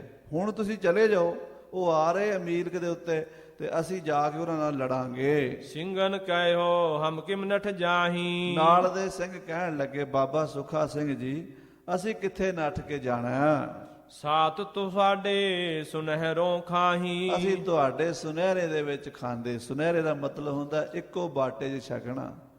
ਇੱਕੋ ਭਰਾਵਾਂ ਦੀ ਤਰ੍ਹਾਂ ਆਪਾਂ ਇੱਕੋ ਬਾਟੇ 'ਚ ਅੰਮ੍ਰਿਤ ਛਕਿਆ, ਇੱਕੋ ਬਾਟੇ 'ਚ ਆਪਾਂ ਪ੍ਰਸ਼ਾਦਾ ਛਕਦੇ ਹਾਂ। ਭਰਾ ਜੀ, ਤੁਹਾਨੂੰ ਛੱਡ ਕੇ ਅਸੀਂ ਹੁਣ ਕਿੱਥੇ ਜਾਵਾਂਗੇ? ਅਸੀਂ ਸ਼ਹੀਦੀ ਸਾਥ ਕਮਾਵੇਂ। ਸਾਰੇ ਸਿੰਘ ਕਹਿਣ ਲੱਗੇ, ਬਾਬਾ ਜੀ ਸੁੱਖਾ ਸਿੰਘ ਜੀ, ਅਸੀਂ ਤੁਹਾਡੇ ਨਾਲ ਸ਼ਹੀਦੀਆਂ ਪਾਵਾਂਗੇ। ਸ਼ਾਹੀਦਨ ਮੈਂ ਡੇਰਾ ਪਾਵੇਂ। ਔਰ ਅਮਿਤ ਸ਼ਾਹ ਅਬਦਾਲੀ ਦੀ ਫੌਜ ਦੇ ਦਿਲਾਂ ਵਿੱਚ ਡੇਰਾ ਜਮਾ ਦਿਆਂਗੇ। ਅਬਦਾਲੀ ਯਾਦ ਕਰੇਗਾ ਕਿ ਕੋਈ ਖਾਲਸੇ ਨਾਲ ਹੱਥ ਹੋਏ ਸਨ। ਜਸ ਗਇਓ ਰਿਓ ਸੋ ਫੁੱਫੜ ਹਮਾਰਾ। ਸਾਧ ਸੰਗਤ ਜੀ, ਭਾਈ ਰਤਨ ਸਿੰਘ ਜੀ ਕਹਿੰਦੇ, ਮੇਰਾ ਫੁੱਫੜ ਜਸਗੌਰੀਆ, ਉਹਦਾ ਕੋਈ ਪਿੰਡ ਹੋਵੇਗਾ ਜਾਂ ਜਸਗੌਰੀਆ ਸਿੰਘ ਨਾਮ ਹੋਵੇਗਾ, ਉਹ ਕੋਈ ਜਸਗੌਰੀਆ ਸਿੰਘ ਕਹਿੰਦੇ ਰਿਸ਼ਤੇ 'ਚ ਸਾਡਾ ਫੁੱਫੜ ਲੱਗਦਾ ਸੀ। ਉਹ ਛੋਟੀ ਉਮਰ ਦਾ ਸੀਗਾ, ਉੱਥੇ ਸੀ। ਨੈ ਮੁੜਿਓ ਵੱਲ ਬਾਲ ਵਿਚਾਰਾ। ਉਹ ਕਹਿੰਦੇ ਉਹ ਵੀ ਨਾਲ ਸੀਗਾ। ਤੇ ਉਹ ਸਿੰਘ ਉਹਨੂੰ ਕਹਿਣ ਲੱਗੇ, ਕਾਕਾ ਤੂੰ ਨਿੱਕਾ ਹੈ, ਬੱਚਾ ਹੈ, ਪਿਛਾਂ ਮੁੜ ਜਾ। ਪਰ ਜਸਗੌਰੀਆ 18-19 ਸਾਲ ਦਾ ਸੀਗਾ, ਉਹ ਵੀ ਨਹੀਂ ਮੁੜਿਆ। ਉਹ ਕਹਿਣ ਲੱਗਾ ਕਿ ਜਿੱਥੇ ਬਾਬਾ ਜੀ ਖੜੇ ਨੇ ਨਾ, ਬਾਬਾ ਸੁੱਖਾ ਸਿੰਘ ਜੀ, ਕਿਉਂਕਿ ਸੁੱਖਾ ਸਿੰਘ ਜੀ ਜਿਹੜੇ ਸਨ ਉਹ ਭਾਈ ਮਤਾਬ ਸਿੰਘ ਜੀ ਤੇ ਇੱਕ ਦੂਜੀ ਦੇ ਭਰਾ ਸਨ, ਜਾਨ ਹੀ ਸਨ। ਇੰਨਾ ਪਿਆਰ ਸੀ ਤਾਂ ਹੀ ਤਾਂ ਇਕੱਠੇ ਆਏ ਉਹਨੂੰ ਮਾਰਨ ਵਾਸਤੇ ਮੱਸੇ ਨੂੰ। ਤੇ ਜਿਹੜਾ ਇਹ ਫੁੱਫੜ ਲੱਗਦਾ ਰਤਨ ਸਿੰਘ ਦਾ, ਉਹ ਮਤਾਬ ਸਿੰਘ ਦਾ ਜਵਾਈ ਲੱਗਦਾ ਹੋਏਗਾ। ਤੇ ਇਸ ਕਰਕੇ ਸੁੱਖਾ ਸਿੰਘ ਤੇ ਉਹ ਇੱਕ ਬੜਾ ਪਰਿਵਾਰਕ ਰਿਸ਼ਤਾ ਹੋਏਗਾ ਉੱਥੇ। ਉਹ ਕਹਿ ਰਿਹਾ, ਸੁੱਖਾ ਸਿੰਘ ਕਹਿੰਦਾ, ਕਾਕਾ ਤੂੰ ਚਲਾ ਜਾ, ਤੇਰੀ ਉਮਰ ਛੋਟੀ ਹੈ, ਤੂੰ ਇਹਨਾਂ ਅਬਦਾਲੀਆਂ ਦੇ ਨਾਲ ਲੜਨ ਜੋਗਾ ਨਹੀਂ ਹੈ। ਉਹ ਕਹਿੰਦਾ, ਬਾਬਾ ਜੀ ਲੜਨ ਜੋਗਾ ਹਾਂ ਭਾਵੇਂ ਨਹੀਂ, ਪਰ ਮੈਂ ਤੁਹਾਨੂੰ ਛੱਡ ਕੇ ਨਹੀਂ ਜਾਣਾ। ਪਿਤਾ ਹਮਾਰੇ ਉਨ ਦਇਓ ਮੜੋਇਆ। ਤੇ ਭਾਈ ਰਤਨ ਸਿੰਘ ਜੀ ਕਹਿੰਦੇ, ਮੇਰੇ ਪਿਤਾ ਜੀ ਵੀ ਛੋਟੇ ਸਨ, ਰਾਏ ਸਿੰਘ ਜੀ, ਉਹ ਵੀ ਉੱਥੇ ਰਾਵੀ ਦੇ ਕਿਨਾਰੇ ਬਾਬਾ ਸੁੱਖਾ ਸਿੰਘ ਦੇ ਨਾਲ ਹੀ ਜੰਗਲ ਪਾਣੀ ਗਏ ਸਨ। ਤੇ ਬਾਬਾ ਸੁੱਖਾ ਸਿੰਘ ਨੇ ਬਹੁਤ ਮਜਬੂਰ ਕਰਕੇ ਆਖਿਆ, ਰਾਏ ਸਿੰਘ ਤੂੰ ਚੱਲ, ਤੂੰ ਪਿੱਛੇ ਮੁੜ ਜਾ, ਸਿੰਘਾਂ ਦੇ ਦਲ ਵਿੱਚ, ਸਿੰਘਾਂ ਦੇ ਡੇਰੇ ਵਿੱਚ ਚਲਾ ਜਾ, ਇੱਥੇ ਨਾ ਖਲੋ। ਭਾਈ ਰਤਨ ਸਿੰਘ ਜੀ ਕਹਿੰਦੇ ਮੇਰੇ ਪਿਤਾ ਨੂੰ ਬਾਬੇ ਸੁੱਖਾ ਸਿੰਘ ਨੇ ਅਖੀਰੀ ਵਾਰ ਜੰਗ ਵਿੱਚ ਸ਼ਹੀਦੀ ਪਾਉਣ ਤੋਂ ਪਹਿਲਾਂ ਪਿੱਛੇ ਮੋੜ ਦਿੱਤਾ ਸੀ। ਆਏ ਸਾਮ ਸਿੰਘ ਪਾਸ ਖਲੋਆ। ਮੇਰਾ ਪਿਤਾ ਆਪਣੇ ਸਹੁਰੇ ਸ਼ਾਮ ਸਿੰਘ ਨਾਰਲੀ ਵਾਲੇ ਕੋਲ ਆ ਕੇ ਖਲੋ ਗਿਆ। ਇਤਨੇ ਮੈਂ ਫੌਜ ਪਹੁੰਚੀ ਆਏ। ਮੇਰਾ ਪਿਤਾ ਵਾਪਸ ਆਇਆ, ਉਹ ਕਹਿੰਦਾ ਮੈਂ ਡੇਰੇ ਪਹੁੰਚਿਆ ਹੀ ਸੀ ਕਿ ਪਿੱਛੋਂ ਠਾ ਠਾ ਹੋਣ ਲੱਗ ਪਈ, ਲੜਾਈ ਸ਼ੁਰੂ ਹੋ ਗਈ। ਅਬਦਾਲੀ ਦੀ ਫੌਜ ਸੁੱਖਾ ਸਿੰਘ ਦੇ ਕੋਲ ਪਹੁੰਚ ਗਈ। ਮੁੜ ਸਿੰਘਨ ਦਾ ਘੋੜੇ ਰਲਾਏ। ਪਿਛਲੇ ਪਾਸੇ ਜਿਹੜੇ ਸਿੰਘ ਸਨ ਉਹਨਾਂ ਨੇ ਵੀ ਘੋੜਿਆਂ ਦੇ ਕਾਠੀਆਂ ਪਾ ਲਈਆਂ। ਮੇਰੇ ਪਿਤਾ ਨੇ ਆ ਕੇ ਸ਼ਾਮ ਸਿੰਘ ਨੂੰ ਦੱਸਿਆ ਕਿ ਬਾਬਾ ਜੀ ਜਥੇਦਾਰ ਸੁੱਖਾ ਸਿੰਘ ਘੇਰੇ 'ਚ ਖੜ ਗਿਆ, ਉਹ ਕਹਿੰਦਾ ਮੈਂ ਲੜਨਾ, ਮੈਂ ਪਿੱਛੇ ਨਹੀਂ ਮੁੜਨਾ। ਤੇ ਅਬਦਾਲੀ ਦੀ ਫੌਜ ਉਧਰੋਂ ਲੜਨ ਲਈ ਆ ਗਈ ਹੈ। ਬਾਬੇ ਸ਼ਾਮ ਸਿੰਘ ਨਾਰਲੀ ਵਾਲੇ ਨੇ ਸਿੰਘਾਂ ਦੀ ਫੌਜ ਘੋੜਿਆਂ ਤੇ ਚੜਾ ਕੇ ਪਿੱਛੇ ਮਦਦ ਲਈ ਭੇਜ ਦਿੱਤੀ। ਬੰਦੂਕ ਤੇ ਤਲਵਾਰ ਚਲਾਈ। ਜਿਹੜੀਆਂ ਬੰਦੂਕਾਂ ਡੇਰੇ ਵਿੱਚ ਸਨ, ਤੀਰ ਕਮਾਨ ਸਨ, ਉਹ ਵੀ ਲੈ ਕੇ ਸਿੰਘ ਉੱਥੇ ਪਹੁੰਚ ਗਏ। ਤੀਰਾਂ ਗੋਲੀਆਂ ਦਾ ਮੀਂਹ ਵੈਰੀ ਤੇ ਵਰਾਣ ਲੱਗੇ। ਆਵਤ ਗਿਲਜੈ ਦਈ ਹਟਾਈ। ਗਿਲਜਿਆਂ ਦੀ ਫੌਜ ਜਿਹੜੀ ਬਹੁਤ ਪਠਾਣਾਂ ਦੀ ਚੜੀ ਆ ਰਹੀ ਸੀ, ਸ਼ਾਮ ਸਿੰਘ ਦੇ ਦਲ ਨੇ ਪਿੱਛੇ ਮੋੜ ਦਿੱਤੀ। ਖਰਕਰ ਲੜੇ ਨਾ ਆਏ ਚੱਲ। ਆ ਕਹਿੰਦੇ ਦੂਰ ਖੜ ਕੇ ਗੋਲੀਆਂ ਵਰਾਂਦੇ ਰਹੇ। ਪਠਾਨ ਸਿੰਘਾਂ ਤੋਂ ਡਰਦੇ ਨੇੜੇ ਨਹੀਂ ਆਉਂਦੇ। ਚੂਕ ਗਏ ਸਿੰਘਨ ਯਾ ਤੇ ਗੱਲ। ਉਹ ਕਹਿੰਦੇ ਸਿੰਘ ਉੱਥੇ ਖੜੇ ਰਹਿ ਗਏ, ਉਹ ਪਰਾਂ ਖੜੇ, ਲੜਾਈ ਗੋਲੀ ਚੱਲਦੀ ਰਹੀ। ਦੋਹਰਾ ਇੱਕ ਦੋਸਤੋ ਦਿਓ ਮੋੜ ਤਿੰਨ ਮਗਰੋਂ ਆਇਓ ਚੋਣ। ਭਾਈ ਰਤਨ ਸਿੰਘ ਜੀ ਕਹਿੰਦੇ ਆ ਵੀ ਇੱਥੇ ਸਿੰਘ ਥੋੜੀ ਗੱਲ ਦੀ ਭੁੱਲ ਕਰ ਗਏ, ਚੁੱਕ ਕਰ ਗਏ। ਪਹਿਲਾ ਦੁਸ਼ਮਣ ਦੀ ਫੌਜ ਤਾਂ ਜਿਹੜੀ ਸੀ ਉਹ ਮਾਰ ਦਿੱਤੀ ਸੀ। ਜੇ ਚਾਹੁੰਦੇ ਸੁੱਖਾ ਸਿੰਘ ਹੋਰੀ ਤਾਂ ਦੌੜ ਕੇ ਪਿੱਛੇ ਆ ਸਕਦੇ ਸਨ, ਬਚਾਅ ਕਰ ਸਕਦੇ ਸਨ, ਆਪਣੀਆਂ ਜਾਨਾਂ ਬਚਾ ਸਕਦੇ ਸਨ। ਪਰ ਸੁੱਖਾ ਸਿੰਘ ਤਾਂ ਉਸ ਵੇਲੇ ਇਹ ਹੀ ਮੰਡ ਬੈਠਾ ਸੀ ਵੀ ਆਪਾਂ ਸ਼ਹੀਦ ਹੀ ਹੋਣਾ ਹੈ, ਪਿੱਛੇ ਮੁੜਨਾ ਹੀ ਨਹੀਂ। ਉਸ ਕਰਕੇ ਸਿੰਘ ਅੜ ਗਏ ਤੇ ਇੱਕ ਦਸਤਾ ਦਾ ਦੁਸ਼ਮਣ ਦਾ ਗੋਲੀਆਂ ਨਾਲ, ਤੀਰਾਂ ਨਾਲ ਹੀ ਸਿੰਘਾਂ ਨੇ ਪਾਰ ਬੁਲਾਇਆ। ਪਿੱਛੋਂ ਚੌਗਣੀ ਫੌਜ ਅਬਦਾਲੀ ਦੀ ਹੋਰ ਆ ਗਈ। ਐਸ ਪੈਸੋ ਸਿੰਘ ਤੈ ਜਿਵ ਆਟੇ ਮੈਂ ਲੋਣ। ਸਿੰਘ ਏਦਾਂ ਘਿਰ ਗਏ ਜਿਵੇਂ ਆਟੇ 'ਚ ਲੂਣ ਹੁੰਦਾ ਥੋੜਾ ਜਿਹਾ। ਹਾਂਜੀ। ਸੁੱਖਾ ਸਿੰਘ ਦਿਲ ਮਿਮਾਈ ਜੈ ਹੋਵੇ ਅਹਿਮਦ ਸ਼ਾਹ। ਸੁੱਖਾ ਸਿੰਘ ਦੇ ਦਿਲ 'ਚ ਆਈ ਕਿ ਅੱਜ ਜੇ ਕਿਤੇ ਅਹਿਮਦ ਸ਼ਾਹ ਅਬਦਾਲੀ ਮੈਨੂੰ ਟੱਕਰ ਜਾਵੇ ਤੇ ਮੈਂ ਉਹਦਾ ਵੀ ਕੀਰਤਨ ਸੋਲਾ ਪੜ੍ਹ ਦਿਆਂ। ਤੀਸੋ ਹੱਥ ਮੈਂ ਜਾ ਕਰੋ ਜੇ ਕੋ ਦੈ ਬਤਾਏ। ਤੇ ਅਬਦਾਲੀ ਦੀ ਫੌਜ ਦੇ ਵਿੱਚ ਘੋੜਾ ਲੈ ਕੇ ਨਾ ਸੁੱਖਾ ਸਿੰਘ ਲੋਹੇ ਨਾਲ ਮੜਿਆ ਹੋਇਆ ਤੇ ਜਾ ਗੱਜਿਆ। ਅਕਾਲ ਹੀ ਅਕਾਲ ਦੇ ਜਕਾਰੇ ਗਜਾਂਦਾ ਤੇ ਉਹਨਾਂ ਦੇ ਸਿਪਾਹੀਆਂ ਨੂੰ ਪੁੱਛਦਾ ਤੁਹਾਡਾ ਬਾਦਸ਼ਾਹ ਕਿੱਥੇ ਹੈ? ਕਹਿੰਦਾ ਅਬਦਾਲੀ ਕਿੱਥੇ ਹੈ? ਕੱਢੋ ਉਹਨੂੰ ਬਾਹਰ, ਮੇਰੇ ਸਾਹਮਣੇ ਲਿਆਓ। ਕਹਿੰਦਾ ਚੌਪਈ ਸੁੱਖਾ ਸਿੰਘ ਕਛ ਆਗੇ ਗਇਓ। ਕੱਲਾ ਹੀ ਸੁੱਖਾ ਸਿੰਘ ਦੁਸ਼ਮਣ ਦੀ ਫੌਜ ਦੇ ਵਿੱਚ ਜਾ ਵੜਿਆ। ਪੁੱਛਤ ਸਾਏ ਕਿਨ ਨਾਹੇ ਬਤਿਓ। ਉਹਨਾਂ ਪਠਾਣਾਂ ਨੂੰ ਪੁੱਛਦਾ ਅਬਦਾਲੀ ਕਿੱਥੇ ਹੈ, ਸ਼ਾਹ ਕਿੱਥੇ ਹੈ ਤੁਹਾਡਾ, ਬਾਦਸ਼ਾਹ ਕਿੱਥੇ ਹੈ? ਉਹਨਾਂ ਵਿਚਾਰਿਆਂ ਨੂੰ ਸਮਝ ਨਹੀਂ ਆਉਂਦੀ ਕੀ ਬੋਲਦਾ। ਇਹ ਉਹਨਾਂ ਦੀ ਬੋਲੀ ਇਹਨੂੰ ਨਹੀਂ ਸਮਝ ਆਉਂਦੀ, ਇਹਦੀ ਬੋਲੀ ਉਹਨਾਂ ਨੂੰ ਨਹੀਂ ਸਮਝ ਆਉਂਦੀ ਗਿਲਜਿਆਂ ਨੂੰ। ਤੇ ਉਹਨਾਂ ਨੂੰ ਪੁੱਛਦਾ ਓਏ ਬੇਈਮਾਨੋ ਦੱਸੋ ਤੁਹਾਡਾ ਬਾਦਸ਼ਾਹ ਕਿੱਥੇ ਹੈ, ਜਰਾ ਮੇਰੇ ਨਾਲ ਕੱਢੋ ਉਹਨੂੰ ਸਾਹਮਣੇ ਮੇਰੇ। ਤੇ ਉਹਨਾਂ ਨੂੰ ਤਲਵਾਰਾਂ ਮਾਰਦਾ, ਵਿੱਚੋਂ ਚੀਰਦਾ ਜਾਂਦਾ ਹੈ। ਸਮਝੇ ਨਾ ਕੋ ਤਿਸ ਕੀ ਬਾਤ। ਸੁੱਖਾ ਸਿੰਘ ਦੀ ਪੰਜਾਬੀ ਨੂੰ ਉਹ ਪਠਾਨ ਨਹੀਂ ਸਮਝਦੇ। ਗਰਦ ਗੁਬਾਰ ਵੈਰ ਪਰ ਗਈ ਬਾਤ। ਕਹਿੰਦੇ ਗਰਦ ਗੁਬਾਰ ਮੱਚ ਗਈ ਰਾਵੀ ਦੇ ਕਿਨਾਰੇ ਤੇ, ਤਲਵਾਰਾਂ ਢਾਲਾਂ ਖੜਕੀਆਂ, ਗੋਲੀਆਂ ਦੀ ਕਾੜ ਕਾੜ ਮਚੀ, ਤੀਰਾਂ ਦੀ ਛਾੜ ਛਾੜ ਮਚੀ, ਘੋੜਿਆਂ ਦੇ ਪੈਰਾਂ ਨਾਲ ਧੂੜ ਉੱਡ ਕੇ ਅਸਮਾਨ ਨੂੰ ਚੜ ਗਈ ਤੇ ਉਹ ਗਰਦ ਗੁਬਾਰ ਮਚ ਗਿਆ। ਸਿੰਘ ਕੀ ਕੱਛ ਉਹਾਂ ਲਗੀ ਨਾ ਘਾਤ। ਸੁੱਖਾ ਸਿੰਘ ਲੱਭਦਾ ਫਿਰਿਆ ਅਬਦਾਲੀ ਨੂੰ, ਦੁਸ਼ਮਣ ਦੇ ਦਲ ਦੇ ਵਿੱਚ ਵੜਿਆ ਹੋਇਆ। ਕਿੰਨਾ ਹੌਸਲਾ ਹੋਵੇਗਾ ਉਸ ਬੰਦੇ ਦਾ। ਸਾਧ ਸੰਗਤ ਜੀ, ਲੱਖਾਂ ਵੈਰੀ ਹੋਵੇ ਤੇ ਉਹਨਾਂ ਦੇ ਵਿੱਚ ਜਾ ਕੇ ਉਹਨੂੰ ਲਲਕਾਰਨਾ, ਉਹਦੇ ਬਾਦਸ਼ਾਹ ਨੂੰ ਪੁੱਛਣਾ ਵੀ ਕਿੱਥੇ ਹੈ। ਤੇ ਬਾਬਾ ਸੁੱਖਾ ਸਿੰਘ ਜੀ ਗੱਜਦਾ ਫਿਰਦਾ, ਘੋੜੇ ਦੇ ਚੜਿਆ ਹੋਇਆ। ਕਰੈ ਗਿਲਜਨ ਪਰ ਸਿੰਘ ਤੈ ਹਾਥ। ਤੇ ਅਬਦਾਲੀ ਤਾਂ ਨਾ ਲੱਭਿਆ, ਉਹ ਤਾਂ ਕਿੱਥੇ ਲੱਭਣਾ ਸੀਗਾ, ਬਾਦਸ਼ਾਹ ਅਕਸਰ ਪਿੱਛੇ ਹੀ ਹੁੰਦੇ ਆ। ਗਿਲਜਿਆਂ ਨਾਲ ਉਹਦਾ ਭੇੜਾ ਮਚ ਗਿਆ। ਤੇ ਫਿਰ ਕੱਲਾ ਸ਼ੇਰ ਦਸ਼ਮੇਸ਼ ਦਾ ਸੈਂਕੜਿਆਂ ਨੂੰ ਮਾਰ ਕੇ ਸ਼ਹੀਦੀ ਪਾ ਗਿਆ। ਮਾਰ ਮੋਹ ਤੈ ਪਇਓ ਸ਼ਹੀਦ। ਬਾਬਾ ਸੁੱਖਾ ਸਿੰਘ ਜੀ ਰਾਵੀ ਦੇ ਕਿਨਾਰੇ ਸ਼ਾਹਦਰੇ ਦੇ ਕੋਲ ਲਾਹੌਰ ਦੇ ਵਿੱਚ ਅਬਦਾਲੀ ਦੀ ਫੌਜ ਨਾਲ ਲੜਦੇ ਹੋਏ ਸ਼ਹੀਦੀ ਪਾ ਗਏ। ਇਹ ਕਹਿ ਲਓ ਵੀ ਅਬਦਾਲੀ ਨੂੰ ਪਹਿਲੀ ਵਾਰ ਕਿਸੇ ਮਰਦ ਦਾ ਮੁਕਾਬਲਾ ਸਿੰਘਾਂ ਦੇ ਰੂਪ ਵਿੱਚ ਹੋਇਆ ਤੇ ਉਹ ਬਾਬਾ ਸੁੱਖਾ ਸਿੰਘ ਜੀ ਦਾ ਸੀ। ਹਾਂਜੀ। ਕਰੀ ਦੇਰਿਉਨ ਹਰਸੋ ਜੀਦ। ਔਰ ਸਾਧ ਸੰਗਤ ਜੀ ਸੁੱਖਾ ਸਿੰਘ ਨੇ ਸੱਚਖੰਡ ਵਿੱਚ ਵਾਸਾ ਪਾਇਆ, ਕਿਉਂਕਿ ਇਹੋ ਜਿਹੇ ਸੂਰਮੇ ਜਿਹੜੇ ਹੁੰਦੇ ਆ ਨਾ, ਉਹਨਾਂ ਦੇ ਦਰਵਾਜ਼ੇ ਆਪੇ ਹੀ ਸੱਚਖੰਡ ਦੇ ਖੁੱਲੇ ਹੁੰਦੇ, ਉਹਨਾਂ ਨੂੰ ਕੋਈ ਰੋਕ ਨਹੀਂ ਸਕਦਾ, ਸਿੱਧੇ ਮਹਾਰਾਜ ਦੇ ਚਰਨਾਂ ਵਿੱਚ ਜਾਂਦੇ ਹਨ। ਦੋਹਰਾ ਸੁੱਖਾ ਸਿੰਘ ਊਹਾ ਮੁਇਓ ਫੌਜ ਸੋ ਮੁੜਸੋ ਤਰਫ ਲਾਹੌਰ। ਸੁੱਖਾ ਸਿੰਘ ਉੱਥੇ ਸ਼ਹੀਦ ਹੋ ਗਿਆ। ਹੋਰ ਵੀ ਕੁਝ ਸਿੰਘ ਸ਼ਹੀਦ ਹੋਏ। ਬਾਕੀ ਸਿੰਘਾਂ ਦੀ ਫੌਜ ਮੁੜ ਕੇ ਲਾਹੌਰ ਆ ਗਈ। ਅੱਗੇ ਸ਼ਲਕ ਲਾਹੌਰੀਆਂ ਦਈ ਸਿੰਘਨ ਪਰ ਜੋਰ। ਪਰ ਉੱਥੇ ਜਦੋਂ ਸਿੰਘ ਵਾਪਸ ਲਾਹੌਰ ਆਏ ਨਾ, ਤੇ ਲਾਹੌਰੀਆਂ ਨੇ ਸਿੰਘਾਂ ਦੇ ਗੋਲੀ ਚਲਾਤੀ।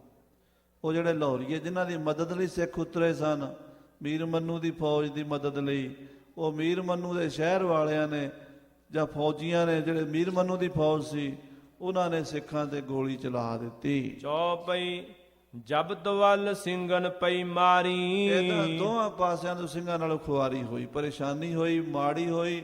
ਅਬਦਾਲੀ ਨਾਲ ਤਾਂ ਉਹ ਲੜਨ ਆਏ ਸਨ ਮੀਰ ਮੰਨੂ ਵੱਲੋਂ, ਪਰ ਮੀਰ ਮੰਨੂ ਦੀ ਫੌਜ ਹੀ ਸਿੱਖਾਂ ਨੂੰ ਮਾਰਨ ਲੱਗ ਪਈ।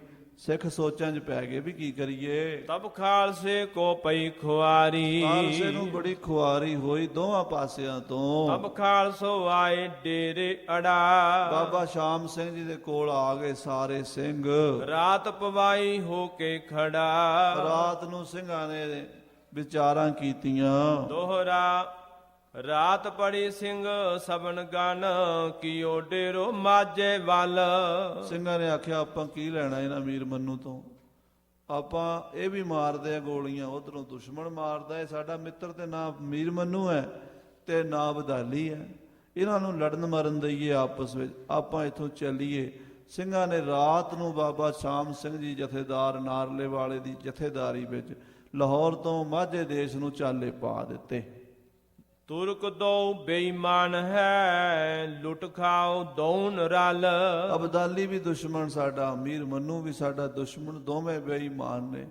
ਆਪਾਂ ਦੋਵਾਂ ਨੂੰ ਲੁੱਟ ਕੇ ਖਾਈਏ, ਆਪਾਂ ਇਹਨਾਂ ਤੋਂ ਕੀ ਲੈਣਾ ਹੈ, ਕਿਸੇ ਦੀ ਮਦਦ ਨਹੀਂ ਕਰਨੀ ਆਪਾਂ। ਇਹ ਸਿੰਘਾਂ ਨੇ ਫਿਰ ਫੈਸਲਾ ਕੀਤਾ। ਵਿਕਰਮ 18 ਸੈ ਬੀਤੇ ਉੱਪਰ 10ਵੇਂ ਸਾਲ। 1810 ਵਿਕਰਮੀ 1753 ਈਸਵੀ ਦੀ ਇਹ ਘਟਨਾ ਹੈ। ਭਇਓ ਸ਼ੀਸੋ ਸੁੱਖਾ ਸਿੰਘ ਸ਼ਾਇ ਕਾਬਲੀ ਨਾਲ। ਅਹਿਮਦ ਸ਼ਾਹ ਅਬਦਾਲੀ ਕਾਬਲੀ ਬਾਦਸ਼ਾਹ ਨਾਲ ਲੜਦਾ ਸੁੱਖਾ ਸਿੰਘ ਮਾੜੀ ਕੰਬੋਕੀ ਵਾਲਾ ਪੰਥ ਦਾ ਮਹਾਨ ਸੂਰਬੀਰ ਯੋਧਾ ਸ਼ਹੀਦੀ ਪਾ ਗਿਆ। ਸਿੰਘਨ ਕੋ ਔਰ ਤੁਰਕਨ ਕੋ ਕਰਨੋ ਭਲੋ ਨਾ ਜੋੜ। ਸੋ ਭਾਈ ਸਾਹਿਬ ਜੀ ਕਹਿੰਦੇ ਤੁਰਕਾਂ ਦਾ ਤੇ ਸਿੰਘਾਂ ਦਾ ਜੋੜ ਭਲਾ ਹੋ ਹੀ ਨਹੀਂ ਸਕਦਾ ਸੀ।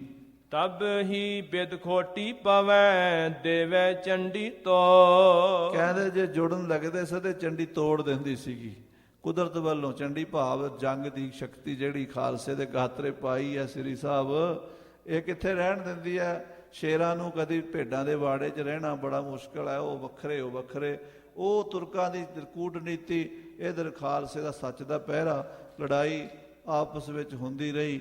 ਕਿਸ ਤਰ੍ਹਾਂ ਖਾਲਸਾ ਲਾਹੌਰ ਤੇ ਕਾਮਯਾਬ ਹੋਇਆ, ਕਿੱਦਾਂ ਕਿੱਦਾਂ ਦੇ ਸਮੇਂ ਆਏ, ਮੀਰ ਮੰਨੂ ਨੇ ਕਿਹੜੇ ਕਿਹੜੇ ਜ਼ੁਲਮ ਕੀਤੇ, ਫਿਰ ਉਹ ਆਪਾਂ ਸਰਵਣ ਕਰਾਂਗੇ। ਸਮੇਂ ਦੇ ਲਿਹਾਜ਼ ਨਾਲ ਸਮਾਪਤੀ ਹੈ। ਹੇ ਗੋਬਿੰਦ, ਹੇ ਗੋਪਾਲ, ਹੇ ਦਇਆਲ ਲਾਲ ਪ੍ਰਾਣਨਾਥ ਨਾ ਸਕੇ ਦੀਨ ਦਵਾਰ। ਹੇ ਸਮਰੱਥ ਅਗੰਮ ਪੂਰਨ ਮੋਹਿ ਮਾਇਆ ਧਾਰ। ਅੰਧਕੂਪ ਮਹਾ ਪਿਆਨ ਨਾਨਕ ਪਾਰਿ ਉਤਾਰ। ਸਰਨਾਗਤੀ ਕਿਰਪਾ ਨਿਧ ਦਇਆਲ। ਏਕ ਅਖਰ ਹਰ ਮਨ ਬਸਤੁ ਨਾਨਕ ਹੋਤ ਨਿਹਾਲ। ਵਾਹਿਗੁਰੂ ਨਾਮ ਜਹਾਜ ਹੈ ਚੜੇ ਸੋਤਰੇ ਭਾਰ। ਸ਼ਰਧਾ ਕਰ ਸੇਵ ਦੇ ਗੁਰੂ ਪਾਰਿ ਉਤਾਰਨ ਹਾਰ। ਵਾਹਿਗੁਰੂ ਜੀ ਕਾ ਖਾਲਸਾ ਵਾਹਿਗੁਰੂ ਜੀ ਕੀ ਫਤਿਹ। ਇਸ ਨੂੰ ਗੁਰਮੁਖ ਪਿਆਰੇ ਗਿਆਨੀ ਸ਼ੇਰ ਸਿੰਘ ਜੀ ਹੜ ਗ੍ਰੰਥੀ ਮੰਜੀ ਸਾਹਿਬ ਅੰਬਾਲੇ ਵਾਲੇ, ਜਿਨ੍ਹਾਂ ਪਾਸ